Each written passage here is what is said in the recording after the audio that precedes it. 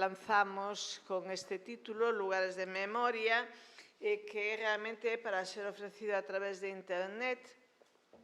Temos aquí, pois, connosco non solamente a presencia de todos vos, sino a presencia da Comisión encargada de levar adiante, de concebir, de desenvolver, de levar adiante o proxecto xunto con máis persoas que formarán parte do proxecto, non solamente coa Comisión Técnica, que está coordinada por Xosé Manuel Núñez Seixas, da súa condición de membro do plenario e vicepresidente do Consello da Cultura, pois Xuxo Allán, que tamén nos acompaña, con Ana Cabana, que chegará en algún momento, esperemos que rapidamente, Emilio Insua, que tamén nos acompaña, e Ramón Villares, que tamén está aquí na primeira fila.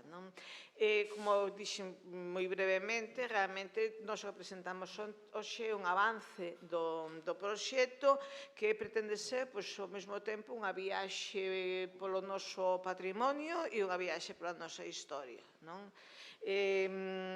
Pero, ademais de presentar o proxecto, da man dos 5 persoas que mencionei agora, con cada súa participación, nós tamén pretendemos, neste avance do proxecto, someter a vosa consideración e a vosa avaliación a propia maneira de ser do proxecto. Estamos a tempo aínda de introducir modificacións, se fose o caso,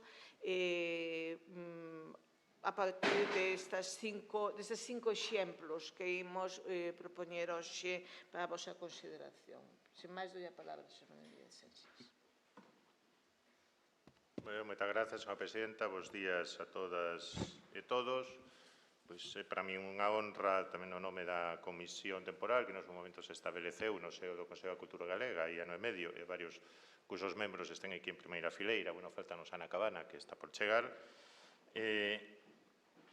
Presentar, digo, o catálogo virtual de máis de 75 entradas. De momento están previstas 75, agardamos que despois se vaya completando, que ao longo dos vindeiros meses e anos serán publicadas de maneira regular neste portal da rede que hoxe podemos presentar sobre lugares de memoria de Galicia. Quixo destino, non porque nos o prevísemos, que o historiador francés que acuñou o termo lugares de memoria, Pierre Nogent, falecese hai uns días a idade, a respectabilidade de 93 anos.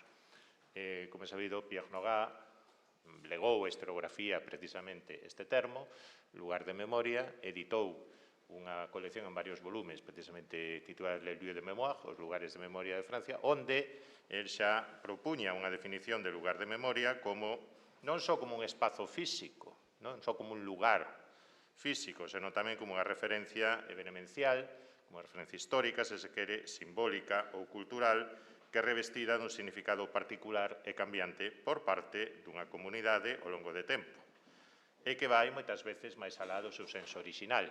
É dicir, o elenco, tamén a obra orixinal de Pierre Nogent, abranxe dende lugares físicos, como poida ser o Castro de Santa Trega, por poñer unha das entradas que serán cubertas de lugares de memoria, ata a Biblia Kennicott, poñamos por caso, pode ser obras literarias, pero tamén poden ser referencias, celtismo, sen ir máis lonxe, Gran Sol, tamén por citar outras das entradas que temos previstas. O termo lugares de memoria despois foi suxeito a diversas interpretacións, reavaliacións, críticas por parte de outros autores, surdiron imitadores, hai obras sobre lugares de memoria en Suiza, sobre lugares de memoria en Alemanha, e logo de la memoria en Italia, un longo etcétera. Non hai, para o caso do Estado español, sí que hai proxectos en marcha, por exemplo, no caso de Cataluña, os Xocs de Memoria de Cataluña, e nos pensábamos que Galicia debía tamén figurar neste ronsel, figurar tamén coas vantaxes de que unha vez 30, 40 anos despois, unha vez encetada a andaina deste conceito, tamén podía tirar proveito das leccións, das limitacións e das críticas que se fixeron.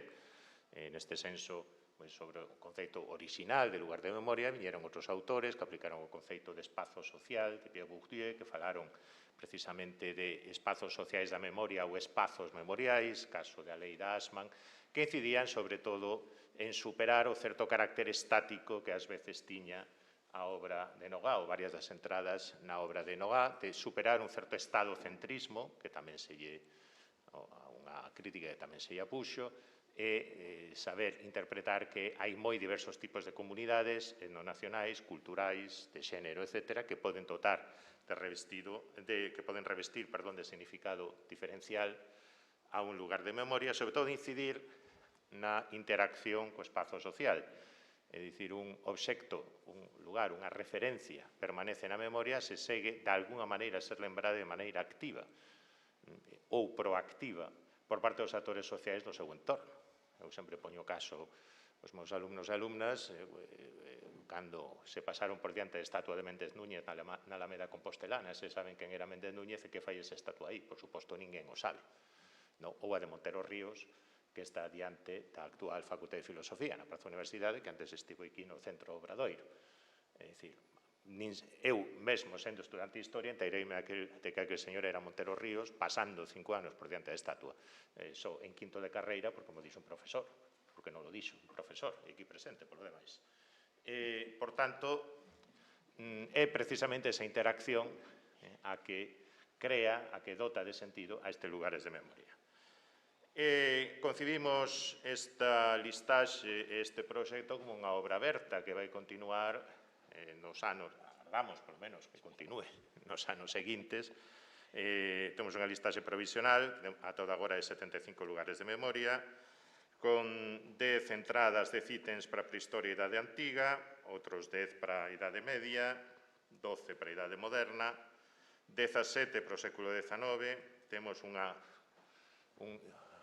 ítem transversal, digamos, que son emigración, América, Península Ibérica, Europa, ou a Galicia diaspórica non territorial, e despois 18 ítems para o século XX. Tamén convimos en deter, digamos, a listaxe en 1975, é dicir, en principio a última entrada, non a derradeira, pero xe a última entrada, será Ferrol 1972, pero tamén dende Gran Sol, Editorial Galaxia, Wolframio, Benigno Andrade Foucellas, a Volta dos Nove, a Cruz do Castro, Silvio Álvarez, pero tamén falaremos, ou tamén se incluirán os Mártires de Carral, as Escolas do Valviñor, o Pasatempo de Metanzos, o Castro de Santa Trega, o Dolme de Tombate, que hoxe vai ser quen abra, digamos, a exposición por parte de Sursayán, o Mestre Mateo, un longo, etc.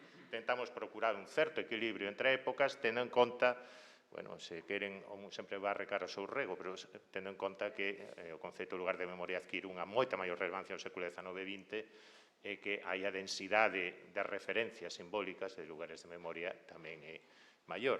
Non se trata de facer a historia dos lugares, non se trata de facer a historia do Castro de Santa Trega, nin se trata tampouco de contar o que ocorreu na Volta dos Nove. Obviamente, isto é unha parte, pero tamén é moi importante saber como se lembrou, que diversas valencias se lle deron, que esos mártires de Carral, como foron interpretados a posteriori, mártires do galeguismo, mártires do republicanismo, do liberalismo, etc. E, por tanto, as diversas camadas, as diversas os diversos estratos que foron conformando esa memoria colectiva, que moitas veces se detivo no tempo, que moitas veces foi menos intensa noutras épocas, que logo entre o que foi revivecida posteriormente. Hai casos de mosteiros medievais que estaban esquecidos, que despois, sen embargo, foron recuperados grazas á movilización proactiva da sociedade civil, en algúns casos. Disto tamén falaremos. Ben, pola miña banda máis nada, iremos mostrando este primeiro avanzo da páxina web na que o equipo de Manuel Gago, ali presente, estivo traballando estas últimas semanas. O que faremos nesta xornada é presentar este proxecto, sabendo que unha obra aberta, que a listaxe en absoluto está pechada, senón que está aberta tamén a suxestións e colaboracións. Non se trata de contar todo de todos os lugares. Agora, por exemplo, de escolmarmos un mosteiro ou varios mosteiros medievais, tiñamos a dúbida de con cal quedarnos. Non podemos facer historia de todos, pero algúns que sexan significativos. Tamén procurar algunhas referencias que son menos coñecidas, quizáis, do grande público, é dicir, tentar sorprender moderadamente, poñamos por caso, termos tamén un certo equilibrio en temáticas e en sensibilidades. E, por suposto, na listaxe inicial de autores e autoras tamén procuramos que haxa un certo equilibrio entre sensibilidades historiográficas, equilibrio de xénero, equilibrio en canto a adscripción institucional e equilibrio tamén entre divulgación e historia académica, se se quere. Queremos que isto sexa un exercicio de alta divulgación moi acorde, ademais, co que é a súa acollida, co que é o espazo no que esta iniciativa ten acollida, que é o Consello da Cultura Galega, cuxo papel non é ser un centro de investigación, senón, sobre todo, un centro de alta divulgación, é dicir, de reflexión, pero tamén de transmisión do coñecemento. Bueno, ese máis, pues diría que comezamos a xornada e chamamos o estrado o doutor Xur Sayán.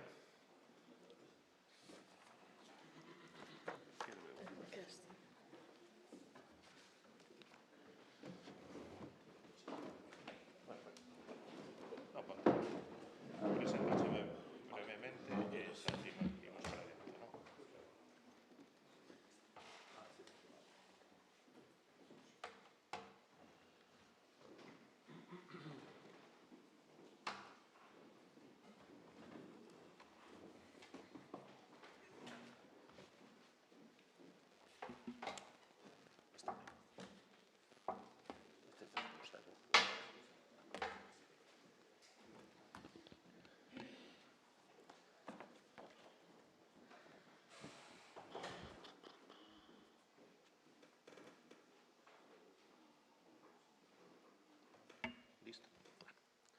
Ben, pois, sen máis dilación, paso a presentar o primeiro ponente, o primeiro relator desta xornada. Escollemos unha, se se quere, unha orde cronolóxica un tanto tradicional, por tanto, comezamos coa prehistoria. Para mí un placer presentar a Xur Sayán. Xur Sayán é licenciado en Historia pola Universidade de Santiago, foi alumno meu, é dicir, hai tempo, pero isto de ver que os alumnos tamén cumpren algúns anos, ás veces un pouco desalentador, pero bueno, para un mesmo, non? Xur Sayán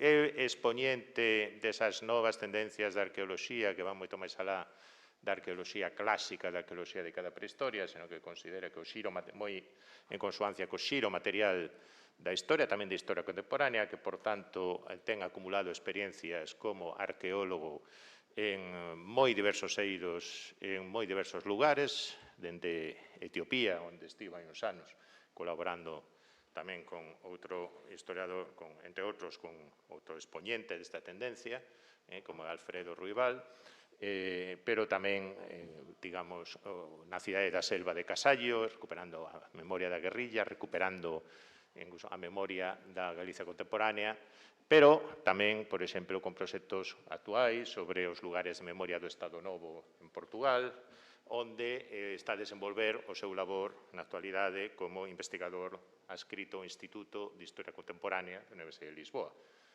Por tanto, sen máis dilación, non lles vou facer tampouco relatorio de todas as súas obras e artigos, porque estaríamos aquí 2 horas. Entón, sinceramente, doulle a palabra, cando queiras. Moitísimas grazas. Bueno, moitas grazas ao Consello da Cultura Galega, tamén por terme convidado a participar deste comité de lugares de memoria. Para min é unha auténtica honra, como ben se dixo aquí. Eu fui un alumno de Ramón Villares, de Núñez Seixas. Esta experiencia tamén me permitiu coñecer a Emilio, que valoramos moitísimo tamén a súa chega, e tamén, bueno, Ana Cabana, que foi compañeira miña de promoción, era que nos deixaba os apuntes. Aquí hai algún compañeiro tamén de promoción, bueno, que é unha auténtica referencia para a cultura e a historia galega, non? Ben, eu estou aquí porque realmente, como xa se dixo, eu sou un arqueólogo do pasado contemporáneo, ando metendo chimpos entre distintos períodos históricos, entón, bueno, pues, os lugares de memoria tamén remiten a unha certa materialidade, non? Non sei se coñecedes isto, o Portugal dos Pequenitos. Eu, bueno, estive ligado ao Instituto de Historia Contemporánea ata o 30 de abril pasado, precisamente, levo 6 anos en Portugal. Bueno, Portugal dos Pequenitos é unha manobra, unha escenografía arquitectónica que se creou no ano 1940 polo salazarismo, precisamente na celebración do 8º centenario da nación portuguesa. Aquí edúcanse patriotas, aínda a día de hoxe, todos os colexios portugueses pasan por aquí, pero, bueno, o interesante de toda esta escenografía é unha cousa semellante ao Museo do Pobo Español, pero no cal hai unha carga moi grande tamén do Imperio Colonial. Bueno, dicir, realmente o salazarismo, o proxecto ideolóxico do salazarismo ali fosilizado e que segue a funcionar precisamente nunha sociedade democrática como é a portuguesa actual, na cal, bueno, sabedes que o neofascismo está acadando cotas de poder. Bueno, pois dentro desta escenografía vedes que hai un dolmen que é moi marxinal en todo isto, é periférico. De feito, bueno, hai que esforzarse para velo. Por qué? Porque realmente a cerna de toda esta escenografía, onde o Estado-nación portugués se ve reflectido é precisamente no pasado medieval, é dicir, na loita contra o Mouro, na Reconquista, na chegada aos Algarves, é dicir, todo ese pasado que eu teño un colega historiador en Lisboa, Pedro Martins, que está a estudar moi ben como, por exemplo, Sega, non? Os fascistas de Sega están empregando, non, o pasado medieval precisamente contra a inmigración, bueno, contra todas estas teimas que teñen este tipo de xentes. É certo que o megalitismo, sobre todo na zona do Alentejo, foi moi importante. Houve unha tentativa tamén de empregalo, digamos, para legitimar aí o Estado Novo, pero non callou, non callou a prehistoria. No norte sí, bueno, a protohistoria moito máis, Viriato, Lusitania, todo eso sí que entrou, digamos, na caixa de ferramentas do fascismo portugués, pero realmente o megalitismo ficou bastante marxinado, non? E esa é unha diferencia notable con respecto a Galicia. É dicir, o que traio aquí é como no dolmen de Dombate conflúen distintas camadas de memoria, non? Ata o punto de que, bueno, isto foi unha exposición, Os ollos de vidro, comisariada por Sermán Labrador no Auditorio de Galicia, as formas de outra historia de Galicia, esta plastilina irreverente, non? É obra dun colectivo, Nova Escultura Galega, pero para que vexades como, digamos, o dolmen de Dombate xa traspasou todas as fronteras e é algo totalmente naturalizado dentro da sociedade galega. A mí interésame moito, por exemplo, esas camadas de memoria das que falaba Núñez Seixas, é dicir, como conflúen en Dombate a memoria, chamémoslle popular, o imaxinario colectivo da mourindade, non? Anxo Iroa, que foi guía de Dombate, a quen escoitaremos despois, isto é unha aposta pola multivocalidade tamén, pois é un indíxena, non? Dali de Borneiro, de Cabana de Bergantiños, e el sí que fai parte desa memoria local. Doutra volta, el tamén estudiou historia, e como a min, pois facemos parte tamén de como a Academia Galega e a elite intelectual galeguista foi conformando tamén o dolmen de Dombate como un lugar de memoria, e por iso, en grande medida, somos herdeiros desa tradición e por iso tamén se abre este proxecto co propio dolmen de Dombate. Pero despois tamén está a propia memoria familiar de cada un de nós, non? Neste sentido, esta fotografía do ano 85 sacouna o meu pai, no meu caso concreto, o meu pai era un galeguista católico, foi compañeiro de Alonso Montero en Lugo, era profesor de literatura, foi discípulo tamén de Basilio Losada en Barcelona, deu clases de galego na 11, digamos, os primeiros suíces que houbo, as primeiras clases de galego para suíces a comezos dos 80, bueno, pois, obviamente, o meu pai coñecía ben o pasado prehistórico de Galicia e levoume ali o dolmen de Dombate. E moitos compañeiros e compañeras que estudaron arqueoloxía e historia, aquí algún deles, pois tamén teñen este retrato, non? Para que se vexa como nos anos 80, cando se conforma a autonomía galega, o dolmen de Dombate, pois obviamente xa é unha referencia. Entón, quería comezar rapidamente.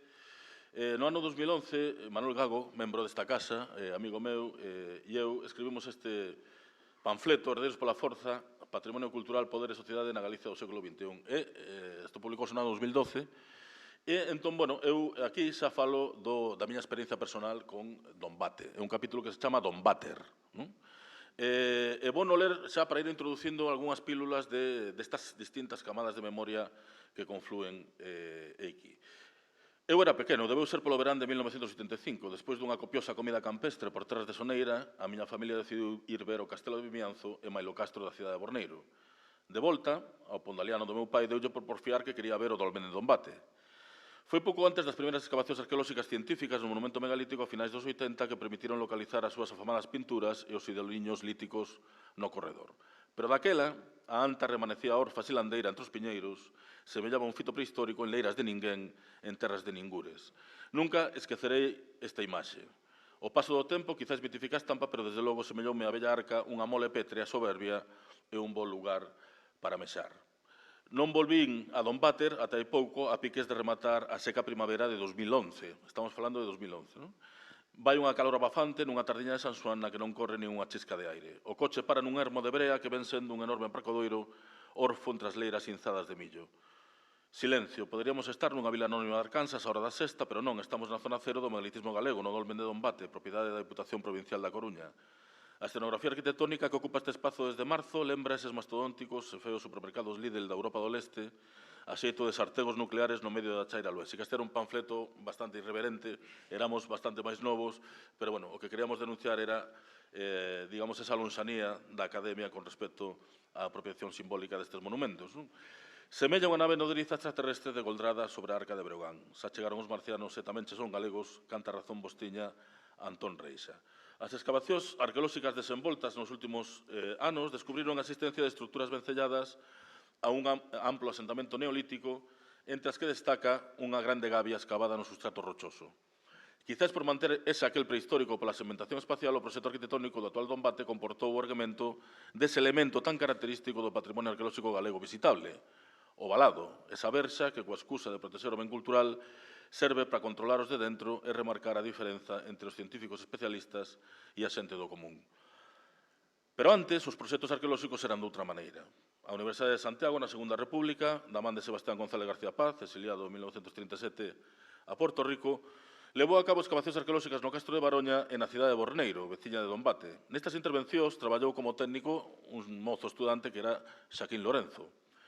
Ademais de debuxar o plano do castro, de escavar e estudar os materiais, este mozo estudante limiao fixo un estudo detallado da arquitectura e as tradicións propias da parroquia de Borneiro, empregando como informadores os veciños que traballaban como peóns escavando no vello castro. Pola súa vez, en Baroña, encetou un primeiro estudo sobre as embarcacións tradicionais de Porto do Son.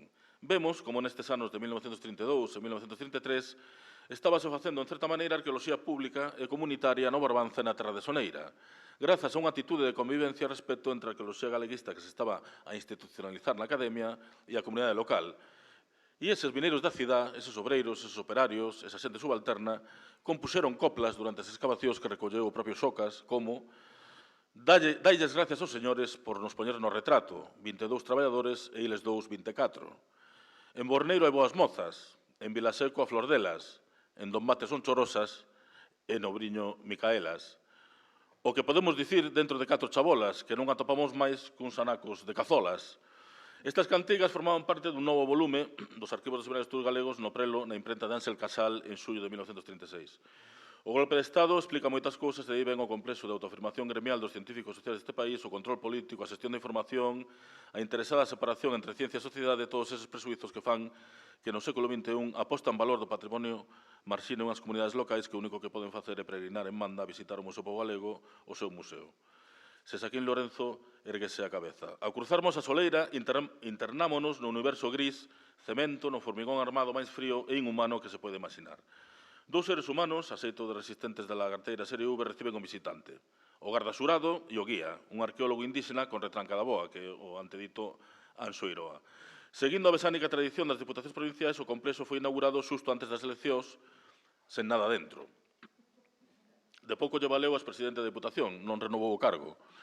De nada lle valeu tampouco ao propio Dolmen. Non hai persoal de limpeza, os aseos estamos falando de 2011, están como o primeiro día, as paredes están orfas de información, agás unha temporeira exposición sobre o propio proxecto arquitectónico. Onte mesmo, o presidente da Diputación da Coruña visitou Dombate prometendo que todas estas eivas que xa levan uns cantos anos se van a superar cun investimento astronómico no ano 2026. Un exemplo magnífico de metadiscurso escenográfico posmoderno. O guía Anxo, Bate Arcanso de Dombate, guíanos entre a selva de erva cara ao monumento megalítico. Un gato amodorrado bota unha soneca sombra da cristaleira que conforma a parede vítrea da nave de nodriza. Aposta sobre seguro. Anxo contanos que os paxaros se despistan e, acostumados como estaban a voar entre os ortostatos do dolmen, non reparan na mampara cristalina e escachan os miolos sen remisión. O gato só ten que facer a ronda como un sereno para santar o menú do día. Unha magnífica integración entre espazo natural e patrimonio arqueolóxico, o que comúnmente chamamos paisaxe cultural. Dentro do dolmen, a sorpresa non pode ser máis grande. O dolmen está tal cal quedou a rematar as excavacións de 20 anos cos perfis das cuadrículas, as gaves valorativas e o verdello comendo as pedras. A imaxe lembra a área de recepción dun grande hotel francés con sardinería incorporada na ambientación de deseño. Anxo relátanos os comentarios recorrentes duns turistas que pensan que o dolmen o trouxeron do outro lado para metelo aquí, as contradicións dun discurso arquitectónico que seca procura un diálogo entre o visitante e o monumento megalítico, e esta conversa de existir debe ser moi semellante a que mantén o gato cos cadavéricos estos niños que se golpean contra a ovni, quizáis os ovnis sexan os propios pasariños, quen sabe. Ali mesmo, ao límite da combustión espontánea, percibímonos que esta cobertura millonaria responde á necesidade de preservar as pinturas do dolmen unhas liñas e cizas que non son visibles para o público. Para compensar, os ideólogos deste de búnker pretenden facer unha réplica a escala real do monumento dentro da sala expositiva. E que o que se fixo foi imitar un pouco o que se fixera tamén en Altamira anos antes coa réplica das pinturas da Cova de Altamira. Vendo o tamaño do despropósito, un prefire lembrar o Don Bater dos 80 e non custa imaginar o Petrucio Dolmen exclamar como un artista de monólogos mexan por nós e dicimos que chove. Lóxicamente, esta é un pouco a miña memoria familiar e a miña memoria tamén como técnico especialista, quizáis, na arqueoloxía no patrimonio, con un certo espírito crítico tamén no seu día. A intervención en Don Bate foi moi polémica, entre outras cosas precisamente pola súa consideración como lugar de memoria. E agora xa imos abordar as outras camadas de memoria. No Chamber Gatiñán de Borneiro, na paisaxe agraria de Cabazos, Gándara, Sagra e Millo, sobrancea a arca prehistórica de Don Bate. Foi lugar de refuxo para a xente labrega en tempo de Nordés, Saraiva e Treboada. Acabou convertida nun fito senlleiro na memoria local, como sinala Matilde Mariño nun dos seus poemas que non foron ao lume. Pondal pasou por aquí e xa che chamou o Dolmen, pero ninguén de Don Bate sabía dese nome, porque agora o Dolmen brilla como unha estrella, pero naqueles tempos era a casiña da Fornella. Bueno, aquí hai unha gralla, Pablo, arquiveiro de Teo, pasoume este debuxo, que son as camisetas da excavación arqueolóxica do ano 2010, 2009, 2010, dirixidas por Manolo Lestón, onde se recupera precisamente o verdadeiro microtopónimo do Dolmen de Don Bate. No imaginario popular era este un lugar de memoria da mourindade, ergueito por xigantes ou mouras que carregaban na testa grandes pedras mentres fiaban para construíren esta sorte de acobillo. Un hábitat mítico que era imaginado como un lar, unha casiña ou casota, ou como un forno, a Fornela de Vilaseco, tamén recibe este nome, como outras arcas do país, a casota do Páramo na Serra da Barbanza ou o forno dos Mouros en Ortigueira, por exemplo. Estes monumentos adoitaron ser cristianizados na Idade Media, mesmo o arqueólogo Felipe Senén recolle a lenda dunha anacoreta que puido ter inspirado mesmo o microtopónimo desta anta de Don Bate. Il considera que viría de Dominus Abatis. O tránsito de Fornela a Dolmen foi protagonizado pola alianza decimonónica entre a historia erudita, o anticuarismo e máis a poesía do Resurdimento. En este contexto culto e urbanita, onde se fragua, o agora sí, Dolmen de Don Bate como soporte material icónico, como lugar de memoria da nazón galega. Vai ser o discurso provincialista o primeiro responsável da utilización dos monumentos do pasado como evidencias legitimadoras da unidade de Galicia como ente histórico. O pioneiro desta tendencia historiográfica foi José Berea Iguiar, quen, co seu primeiro e único volume da Historia de Galicia de 1838, chanta os alicerces do mito celtista como referente identitario do pobo galego. Para iso inspírase no emprego que a erudición francesa de carácter romántico fai das antigüedades galas.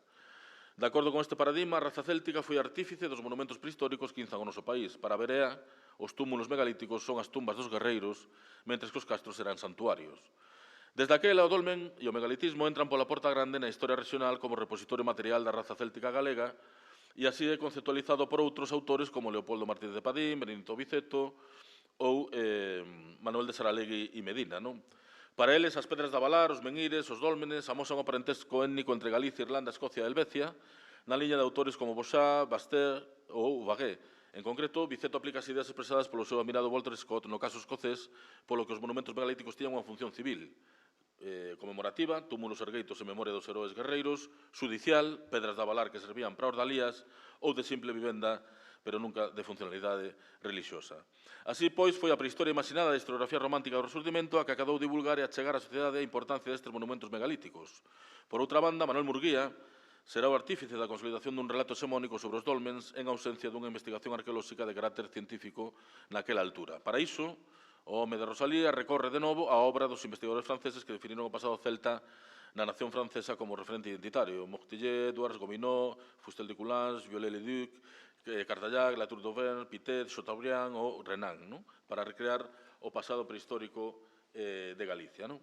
Por outra banda, será o bardo, Eduardo Pondal, quen sacraliza o celtismo como mito fundacional da nación de Breogán a través da súa poesía. O Dolmen de Don Bate forma parte da paisaxe emocional do autor do himno galego e convértese no model site do megalitismo céltico.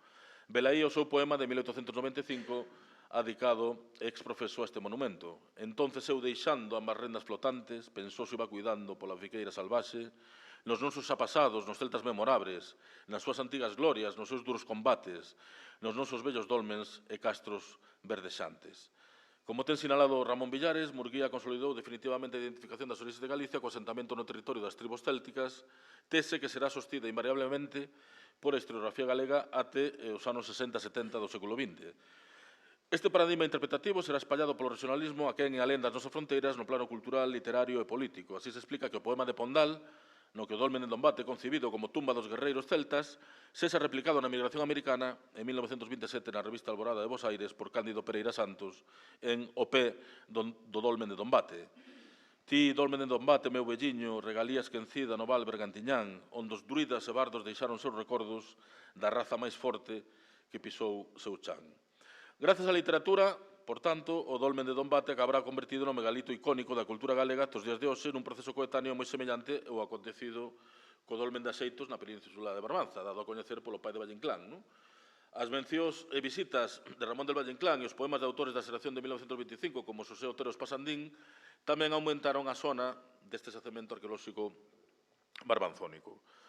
O dolmen de Dombate comezará a deixar de ser un monumento druídico e céltico grazas á emerxencia e institucionalización da arqueoloxía galeguista na década de 1920. A visita do eminente prehistoriador Hugo Bermaller a Galicia en 1922 e a fundación do Seminario de Estudos Galegos suporá un avance notable no coñecemento científico do pasado remoto do país, mentres Florentino López Cuevillas lidera investigacións de campo para excavar necrópolis megalíticas no Barbanza ou no Sabiñao, como esta anta de Abuime, o chan de Borneiro convértese en campo de experimentación desta prehistoria da man de Salvador Parga Pondal e Sebastián González García Paz. Mesmo, como dixemos antes, a veciña cidade de Borneiro é excavada polo Instituto de Estudios Regionales con Xaquín Lorenzo e outros xoves estudantes galeguistas. O dolmen de Dombate é recoñecido como un exemplo modélico do megalitismo atlántico neolítico e para o caso que nos ocupa é sancionado simbólicamente como lugar de memoria da Galicia preautonómica. En xullo de 1936, o Seminario de Estudos Galegos enceta traballos de campo dunha nova xeira comarcal desde Fisterra a Bregantiños. A prensa faise eco da que será a última fotografía de grupo do Seminario de Estudos Galegos que coñecemos grazas á investigación de Iria Friné Rivera Vázquez. A paraxe elixida foi, como non, o dolmen de Dombate. O 18 de xullo de 1936, o xornal El Compostelano, o 18 de xullo, publicou a derradeira crónica desta xeira. No Piñeiral de Dombate reúnense todos os expedicionarios para escoitar en torno ao famoso dolmen as estrofas reciamente ciceladas do cantor dos Piñeiros. Alí, en medio dunha emoción religiosa, remata esta oitava misión de investigacións. Pouco despois, os membros do seminario dispérsanse, citándose xa para a vindeira campaña. Non houbo vindeira campaña. Os nacionalistas galegos, artífices dun segundo resurdimento, ligaban o seu presente co pasado os precursores románticos regionalistas. Como escribiu Manuel María en versos do Lume e do Vagalume, o dolmen de Dombate é mao e colo tenro para que nel se refuxe o home cos seus medos e os seus soños. As cantigas recolleitas en Borneiro, por aquel mozo Xaquín Lorenzo, formaban parte daquel volumen dos arquivos que estaba no prelo de imprenta de Ensel Casal e as probas de imprenta foron destruídas polos falanxistas. A longa noite de pedra tamén se debruzou sobre a fornela de Vilaseco, malea que foi o sitio prehistórico galego con máis sona nos eidos académicos internacionais, citado por George Severa Leisner, Sitovic, entre outros. Ate que en 1975 o terreo onde se ubica o Vello Dolmen foi mercado pola excelentísima Deputación Provincial da Coruña. Como xa acontecera antes da ditadura, o novo contexto político da transición democrática e a configuración do Estado autonómico potenciaron unha arqueoloxía científica legitimadora do feito diferencial galego. A asunción das competencias en materia de patrimonio pola recén creada Xunta favoreceu na década de 1980 un auténtico boom de proxectos arqueolóxicos plurianuais por todo o país. Comezaba tamén daquela a esbozarse unha política de posta en valor do patrimonio con vistas á definición dunha imaxe de marca turística de Galicia. Neste marco de usos públicos do pasado, como diría Enzo Traverso, o dolmen de Dombate foi mobilizado para acadar estes obxectivos. Neste senso, as excavacións de fins da década dos 80, lideradas por José María Abello Diéguez, deron uns resultados tan abraiantes que fixeron doada a promoción turística do lugar. Dombate converteuse desde aquela na catedral do megalitismo galego. Aquelas excavacións amosaron como o túmulo cubría en realidade dous dolmens, un máis pequeno e o máis antigo e outro máis recente e visível. Este último conta cun corredor orientado ao nacente do sol no que se documentaron varios idoliños feitos en pedra. No interior da cámara megalítica rexistráronse pinturas esquemáticas en cores vermella e negra sobre unha base branca de caolín. De acordo coas datacións de carbono 14, o Dombate recente foi clausurado contra 2700 antes da nosa era, Aínda así foi recuperado de xeito ritual na Idade do Bronce pola xente que trouxo o vaso campaniforme. Por aí vedes algunhas manchas que son fosas tamén de depósitos máis recentes pois da idade tamén da propia Idade do Bronce. Non? Na década de 1990, xa imos terminando a Administración Fraga, a imitación do que se estaba a facer noutras comunidades autonómicas, como en Castela-A Mancha, por exemplo, deseñou unha rede arqueolóxica galega que contemplaba a creación de 4 parques arqueolóxicos, un en cada provincia centrados nun período concreto. Non? A terra de Soneira e Bregantiños foron as elixidas para albergaren o Parque Arqueolóxico do Megalitismo, que aínda non naceu, de feito está en negociacións e aínda non se creou. O proxecto contemplaba Dombate como eixo central deste dispositivo de promoción do turismo cultural.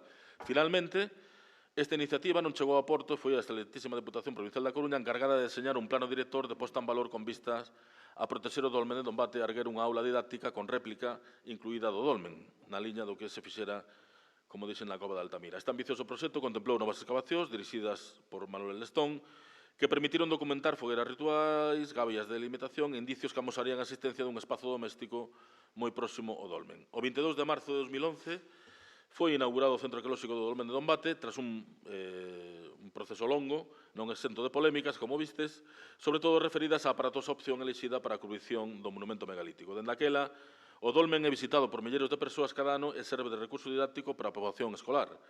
Ningún outro megalito galego conta con este investimento de recursos por parte das administracións. Sen dúbida, esta circunstancia non obedece só ao interés arqueolóxico destas santas e as súas pinturas, senón ao lonxevo proceso de patrimonialización que vimos reseñando nesta entrada do proxecto de lugares de memoria. De aí pasou a amplas camadas da poboación, tanto en Galicia como na migración. Despois, a ciencia arqueolóxica galeguista, ao servizo do primeiro proxecto autonómico republicano, convertiu este xacemento no paradigma da arquitectura monumental do Neolítico galego. Literatura e ciencia, a par, ou máis a literatura que a ciencia, alicerzaron o papel de Dombate como icona identitaria, en verbas de don Ramón Montero Pedrallo, metafísica da nosa carne, do sangue espiritual noso, así definiu ao dolmen de Dombate don Ramón Montero Pedrallo, non? Que de seguido se espallou polos eidos da arte e do deseño da man de Álvaro Cebreiro, Castelao, Urbano Lugris, Díaz Pardo, Luis Oane, Asorei ou Raimundo Patiño. Mesmo a emblemática editorial Galaxia, que termou da resistencia cultural perante o franquismo, titulou así Dombate unha colección de poesía da propia editorial. Non? A día de hoxe, a Catedral do Megalitismo Galego é un dos elementos clave da promoción turística de Bergantiños e da provincia da Coruña, cunha media de 25.000 visitantes anuais. Un recurso didáctico inexcusable nos libros de texto de Galicia e un lugar facilmente identificable para toda a poboación do país. Sen Eduardo Pondal, seguramente, esta apropiación simbólica de Dombate como lugar de memoria da galeguidade pois non tería acontecido. Non? Ao longo desta entrada, que veredes tamén despois os recursos na propia web, todas estas fotografías, un proxecto tamén multivocal, houve institucións científicas, o CSIC, por exemplo, que xa fixo no seu día fotogrametrías digitais, vídeos 3D, asociacións culturais como a Rula, que me comentaba aquí, Pablo, tamén fixeron diversos produtos audiovisuais para a Deputación da Coruña. Bueno, todos estes recursos están presentes nesta entrada de lugares de memoria. E o que tratei eu de amosar nesta entrada foi como a sociedade galega conecta, non? con este monumento. Para finalizar, vou poñer aquí dous pequenos audios, son 3 minutos, de dous dos guías de Dombate. Que, como temos aquí a Carmen García Rodeja da RMH, Asociación para a Recuperación da Memoria Histórica, os que traballamos en exhumación de fosas, sabemos que un dos perfis máis interesantes neses proxectos de investigación son os enterradores. O sea, ninguén fai traballo de campo cos enterradores, que son os que saben realmente a microhistoria dos cemiterios e o que ali aconteceu, non? Bueno, pois eu creo que os guías de Dombate e as guías de Dombate, aquí temos a un deles, a Jorge García, pois nos poden falar como a sociedade globalizada, o mundo inteiro, conecta a día de hoxe con este lugar de memoria, que xa non é só un lugar de memoria de Galicia, sino que, bueno, é un lugar no cal a xente de todo o mundo conecta de formas bastante extrañas, non? Pero mira, un Está en día Xoiroa. chegou unha hippie cando o dolmen ainda estaba en restauración, digamos que estaba no proxecto piloto do museo que hai agora. Esta restauración leva toda a vida, non? Pero, bueno, cando empezaron co proxecto, chegou unha hippie alemana que quería que non lle explicara, pero quería estar a solas co dolmen, non? Quería estar a solas co dolmen porque quedou ali a solas, eu deixeina tranquilamente, Cando chegou tiña os ollos brillantes, estaba toda emocionada porque o dolmen lle falara, o que sentira presencias de xente que lle contara cousas. Tomou notas nunha libreta e tiña todo escrito nunha libreta o que lle contara. Eu non me metín máis, porque tiña máis xente, non lle preguntei que lle contaran os espíritus, pero ela marchou coa súa libreta apuntada en alemán. Despois, por exemplo, o tema dos espíritus, e ora co tema do museo, hai unhas comportas de aire que a veces co vento se abren e pechan, e a veces ábrense violentamente, e eu dicía aos visitantes que eran os espíritus do Dombate que a veces reaccionaban, sobre todo os nenos cando falaban e non atendían as explicacións, pero sí que metían un pouco de susto. Que máis? Unha cafrada dun señor dali de Fornelos, da parroquia do lado, que recorda de subir coa moto arriba da tapa de Dombate cando estaba sin excavar. Tamén nas excavacións de Vello Dieguez tamén atoparon uns osos bastante grandes e resulta que eran os osos dunha vaca dun veciño que fora a enterrar ali, que depois acordárase que a enterrar ali.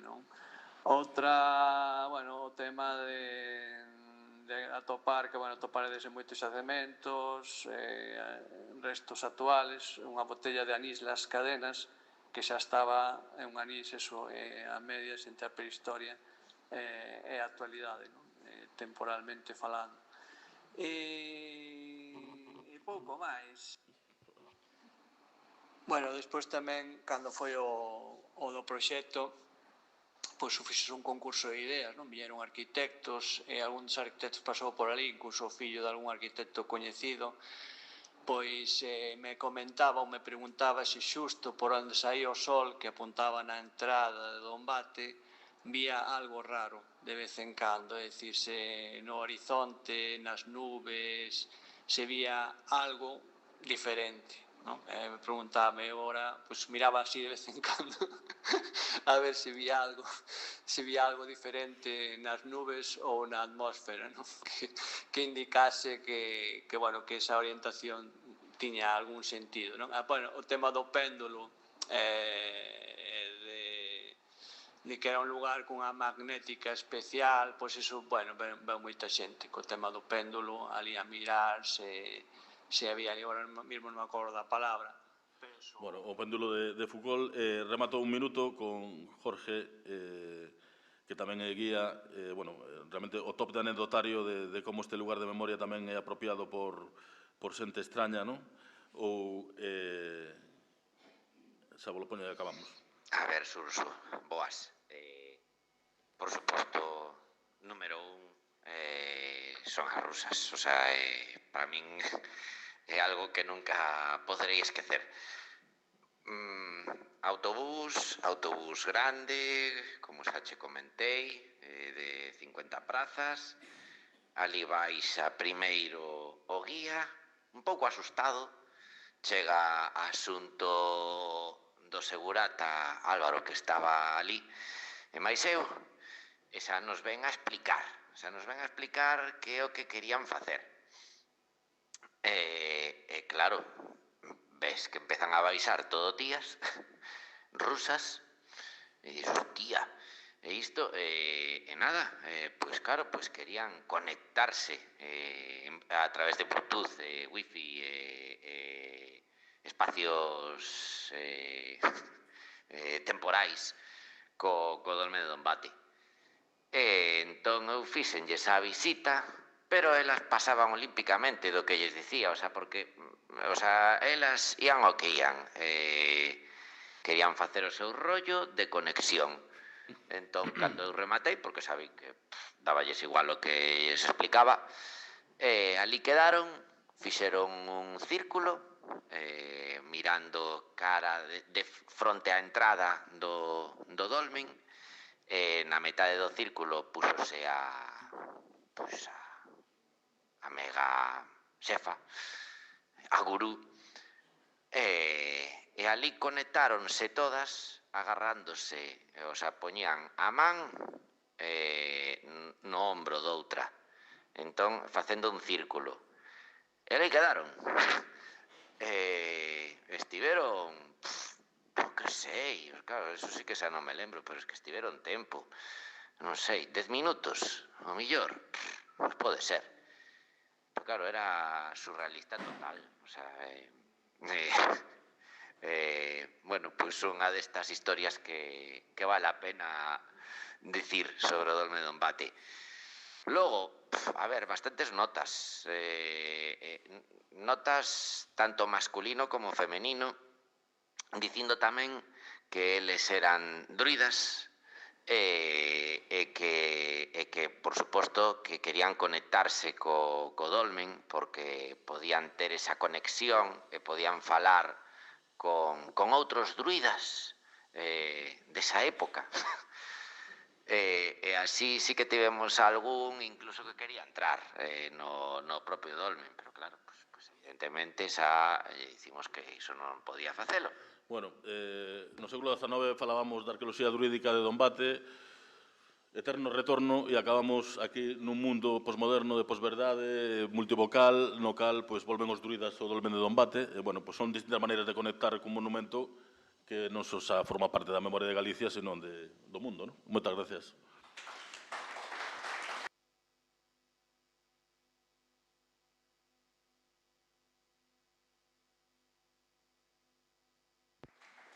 Moitas grazas, Urso, por este relatorio tan completo como ademais ameno. Bueno, estaba pensando na escena de Excalibur onde Merlín se lle volve a aparecer Arturo.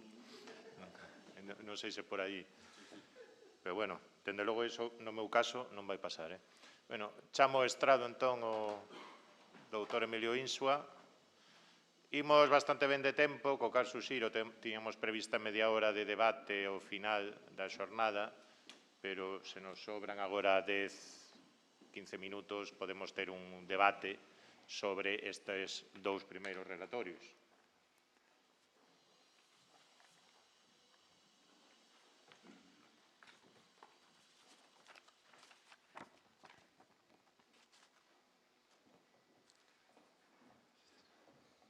Ben, igualmente para mí un placer presentarlles ao doutor Emilio Insua. Emilio Insua é doutor en Filoloxía Galega, cunha tese, se eu non estou errado, sobre Antón Vilar Ponte, sobre o seu pensamento político, a súa biografía. É na actualidade profesor de ensino medio en Vilanova de Arousa, non sei, ao final aquí xa non che cambados, iso que... Pero bueno, en Vilanova de Arousa, pero ele, como é sabido, de orixe da Mariña Luguesa, de Viveiro, e precisamente tamén a senlleiras figuras de Viveiro, como o propio Vilar Ponte ten aicado varios traballos, pero tamén a outros aspectos da cultura galega e galeguista contemporánea, autor dunha moi completa historia das Irmandades da Fala, publicada hai uns anos, a Xeira das Irmandades da Fala, entre outros moitos traballos, persoa de amplos intereses e cun coñecemento moi especial da historia do galeguismo, pero que hoxe vai volver a súa patria de orixe e falarnos precisamente da porta de Carlos V de Viveiro. Cando queiras, Emilio. Moitas grazas.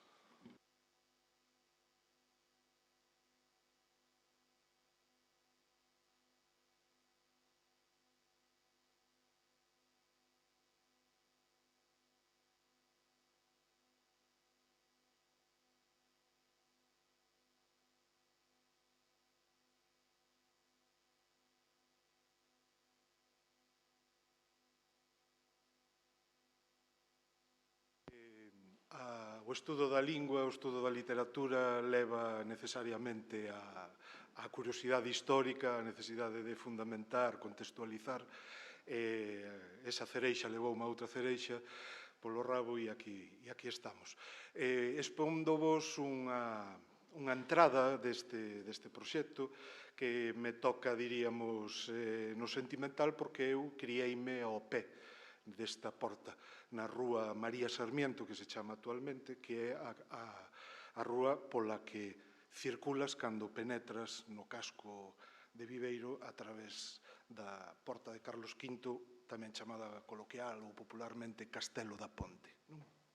E entón o texto que preparei fai unha primeira aproximación ao que é o monumento en si mesmo, verdad? A súa estrutura, a súa iconografía, os elementos simbólicos que están por aí colocados con intencionalidades diversas, e despois fai, como explicaba o profesor Núñez Seixas, esa especie de percorrido polos distintos usos ou polas distintas percepcións que se van tendo ao longo dos séculos deste elemento, verdad? Deste elemento pétreo, monumental, ao mesmo tempo utilitario, de demarcación, simbólico, da vila de Viveiro, unha vila con unha personalidade así moi marcada, moi cantábrica, moi comercial,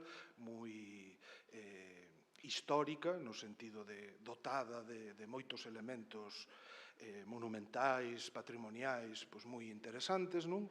Como é ben sabido, e nese percurso, nese percorrido por estas metamorfoses do monumento, é onde un vai atopando que o que naceu inicialmente como un monumento de clara intencionalidade política, de exaltación ou de ensalzamento dun emperador, da política dun emperador, Carlos V, ou Carlos I de España, V de Alemania, como dicían os libros de texto que eu estudei de meniño, se vai transformando no decorrer dos séculos nun elemento que adquire outras connotacións, outros significados, outras percepcións, incluso, diríamos, sociais sobre el. En ese sentido, xa vos adianto as principais para despois, a través das imaxes que vos vou ir proxectando, volver a algunha desas reviravoltas ou desas resignificacións que vai ter este monumento. A primeira importante vai acontecer a calor da invasión das tropas napoleónicas a comezos do século XIX. Viveiro vai ser unha das vilas ocupadas polo exército francés, inicialmente unha primeira ocupación, diríamos, de xorne pacífico inicialmente, pero que provoca, pola agitación do elemento máis clericalista e máis absolutista da vila, un erguemento, diríamos, tumultuoso contra os ocupantes, que provoca varios mortos entre as tropas e, consequentemente, ven despois unha nova reocupación da vila por parte das tropas francesas, xa cunha intencionalidade máis de castigo, punitiva, de represión, e esa segunda ocupación da vila de Viveiro durante a guerra contra o francés vai atopar neste monumento un lugar de memoria, vai converter este sitio nun lugar con un valor engadido para os viveirenses que van intentar resistir o avance da columna procedente de Ferrol xusto neste lugar. E aquí van ter lugar episodios cantados ou contados polos historiadores da época, o Frei José López, que era o abade, logo o irmán maior do convento de San Francisco de Viveiro, que carga as tintas contra o pérfido francés, evidentemente, pero dá conta de episodios de heroísmo, a morte de Antonio Vaz, permitindo que a xente pudese fuxir cara ao monte de San Roque, etc. Ou o propio Ramón Vilar Ponte, que vai facer unha recreación dunha lenda que ten que ver cunha imaxe relixiosa da igrexa conventual de San Francisco de Viveiro, que aínda é hoxe o día que popularmente se coñece co nome de o Ece Homo dos franceses, porque a poboación, unha parte da poboación, buscou refuxio no templo para escapar da represión, e o licenciado Pravío, no Boletín da Academia, que é o pseudónimo que usou nesa ocasión Ramón Vilar Ponte, conta que o mando das tropas francesas, ao contemplar a imaxe dese Ece Homo, compadeceuse daquela multitude refuxiada e evitou un masacre. Bueno, ese é o momento de resignificación. A medida que avanzou a centuria XIX, este monumento comezou a estorbar comezou a ser visto como unha traba, como un impedimento para o desenvolvemento das forzas productivas da puxante burguesía vilega, comercial e portuaria de Viveiro. Primeiro porque estaba no que sería o perímetro da vila, verdade? Formando parte dunha muralla de orixe seguramente medieval, pero que nos mediados do século XIX era, diríamos, ruinosa en moitos dos seus tramos. E as portas, as 7 portas que chegou a ter esta muralla, pois estaban converténdose nun impedimento urbanístico para a entrada de carros, dilixencias e outro tipo de vehículos de tamaños cada vez máis considerables, e ademais presentaban moitas destas portas un estado, diríamos, de conservación lamentable, verdad? Estaban inzadas de vexetación, derruídas en parte, e durante o século XIX en Viveiro vai haber efectivamente unha auténtica desfeita, diríamos, patrimonial arquitectónica, porque desas 7 portas coas que contou a muralla, 4 delas van caer produto desta mentalidade, diríamos así, tan moderna e progresista, dito todo entre aspas, claro, da burguesía vilega de Viveiro. Vai haber 2 intentos de derrubo, o primeiro por volta de mediados do século, nos anos 50. Dese intento safou casi no derradeiro momento por decisión daquela gobernador, xefe político, gobernador civil da provincia de Lugo, que non deu permiso para proceder ao derrubo no ano 1857. E un segundo intento de derrubo ten que ver, curiosamente, con un grupo de mozos republicanos, moi progresistas, moi antirrestauracionistas en Viveiro, do que formaban parte pois, o mozo Antón Vilar Ponte, cando ainda era un estudante de farmacia en Compostela, e un dos irmáns do futuro director do periódico El Correo Gallego de Ferrol, Fernando Pérez Barreiro, diputado da CEDA, que se chamaba Pedro Pérez Barreiro.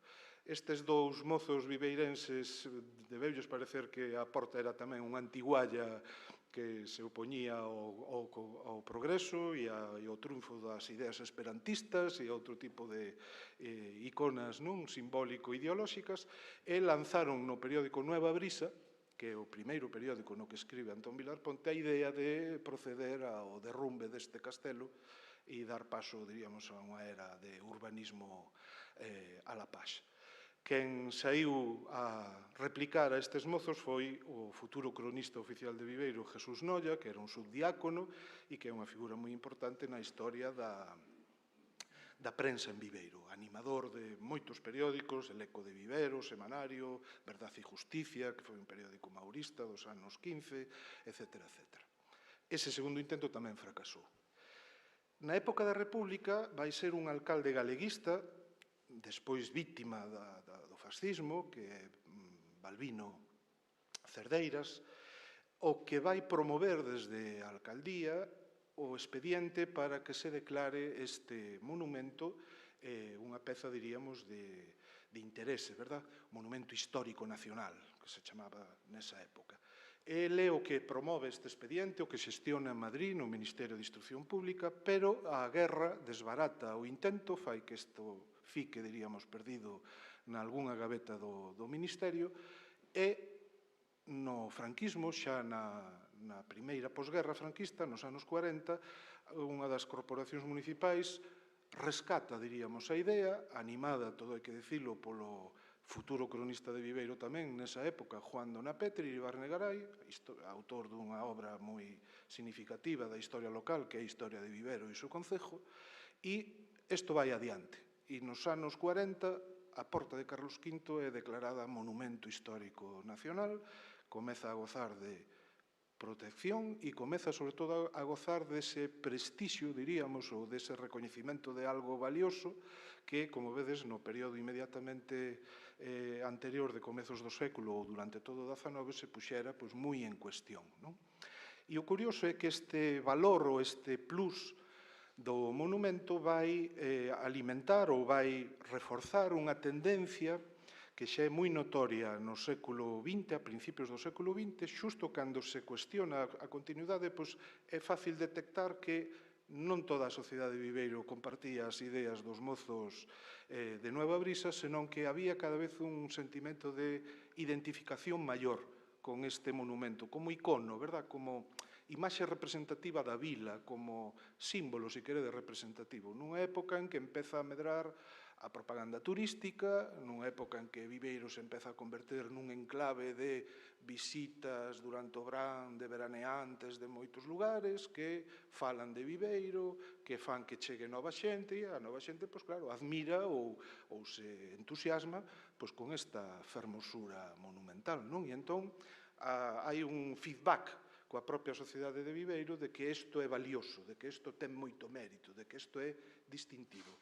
E vou vos ensinar como esta percepción sociolóxica de que isto é algo digno, a conservar, valioso, vai ir impregnando prácticamente todas as manifestacións culturais, artísticas da época, e hoxe é unha presenza, diríamos, casi insoslayável. É difícil atopar unha revista, un periódico, unha publicación, un fotógrafo ou fotógrafa, un pintor, unha pintora local ou vinculada da maneira que sexa tal, que non teña isto como motivo de inspiración, etc. Isto é así contado, grosso modo, o que vai, diríamos, na entrada que elaborei para este proxecto, que despois teredes ocasión de consultar e tal, e entón non vou mazarvos coa lectura do texto tal cal, simplemente vou vos contar así algunha cousa. Desta primeira imaxe, fixadevos, a estrutura do monumento é con varios corpos, o feito de que no parapeto superior haxa esa especie de troneiras, esa especie de adarve, de muralla, é o que vai darlle o nome popular de Castelo da Ponte. Realmente discutiuse moito se isto tiña en orixe unha función defensiva ou era máis ben artística, monumental, de exaltación. Parece evidente que non é unha estrutura defensiva, propiamente dita, que evoca, que recorda, que ten elementos que se relacionan co mundo militar, eso sí, pero non está concebida, verdad, para a defensa da vila, non é un baluarte en sentido estrito. Hai tamén polémica sobre eses dous escudos no primeiro dos corpos do monumento que flanquean, diríamos, o arco, o que ten unha especie de león animal pasante sería o escudo de Viveiro, onde se ve a propia ponte. Hoxe o escudo oficial de Viveiro non é un león pasante, é un león rampante, destes que se poñen de pé, non, coas zoupas cara adiante, pero hai moita polémica sobre eses 5 cálices ou eses 5 peóns do outro escudo. Hai quen interpreta que son os de Galicia, do escudo de Galicia, 7 cruces, pero outros din non son 7, son 5, claramente. E 5 non é un número así moi doado de identificar, non son as 7 vellas provincias do Reino de Galicia, tal. E entón hai quen interpreta que son 4, representarían as 4 liñaxes nobiliarias fundadoras, presuntamente, da vila de Viveiro, os pais de Cora, etc. Moi discutible. Despois vedes, no centro, sobre o arco, aí a simboloxía máis directamente vinculada á figura política a que se homenaxea con este monumento, que é Carlos V, emperador. Vedes que ten a águia bicéfala, que ten o escudo, está o toisón de ouro, aínda que este dibuixo non se ve moi ben, e aí no que é ese friso, xusto debaixo da columna, diríamos, central, do monumento, aí está a estampa do propio emperador.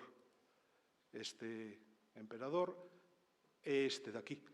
Esta é unha vista en contrapicado, pero está coroado, tiña unha especie de cetro ou de espada na man, etc. De maneira que o monumento claramente nos leva á exaltación dunha figura. Claro, a pregunta do millón é por qué? Por que a vila de Viveiro, a mediados do século XVI, destina pois, a man de obra necesaria, os contratos pertinentes, os suministros de material, de pedra, de madeira, transporte, etc., a ensalzar a Carlos V, que favor tan grande necesita ou que favor tan grande lle debe a ese emperador, non?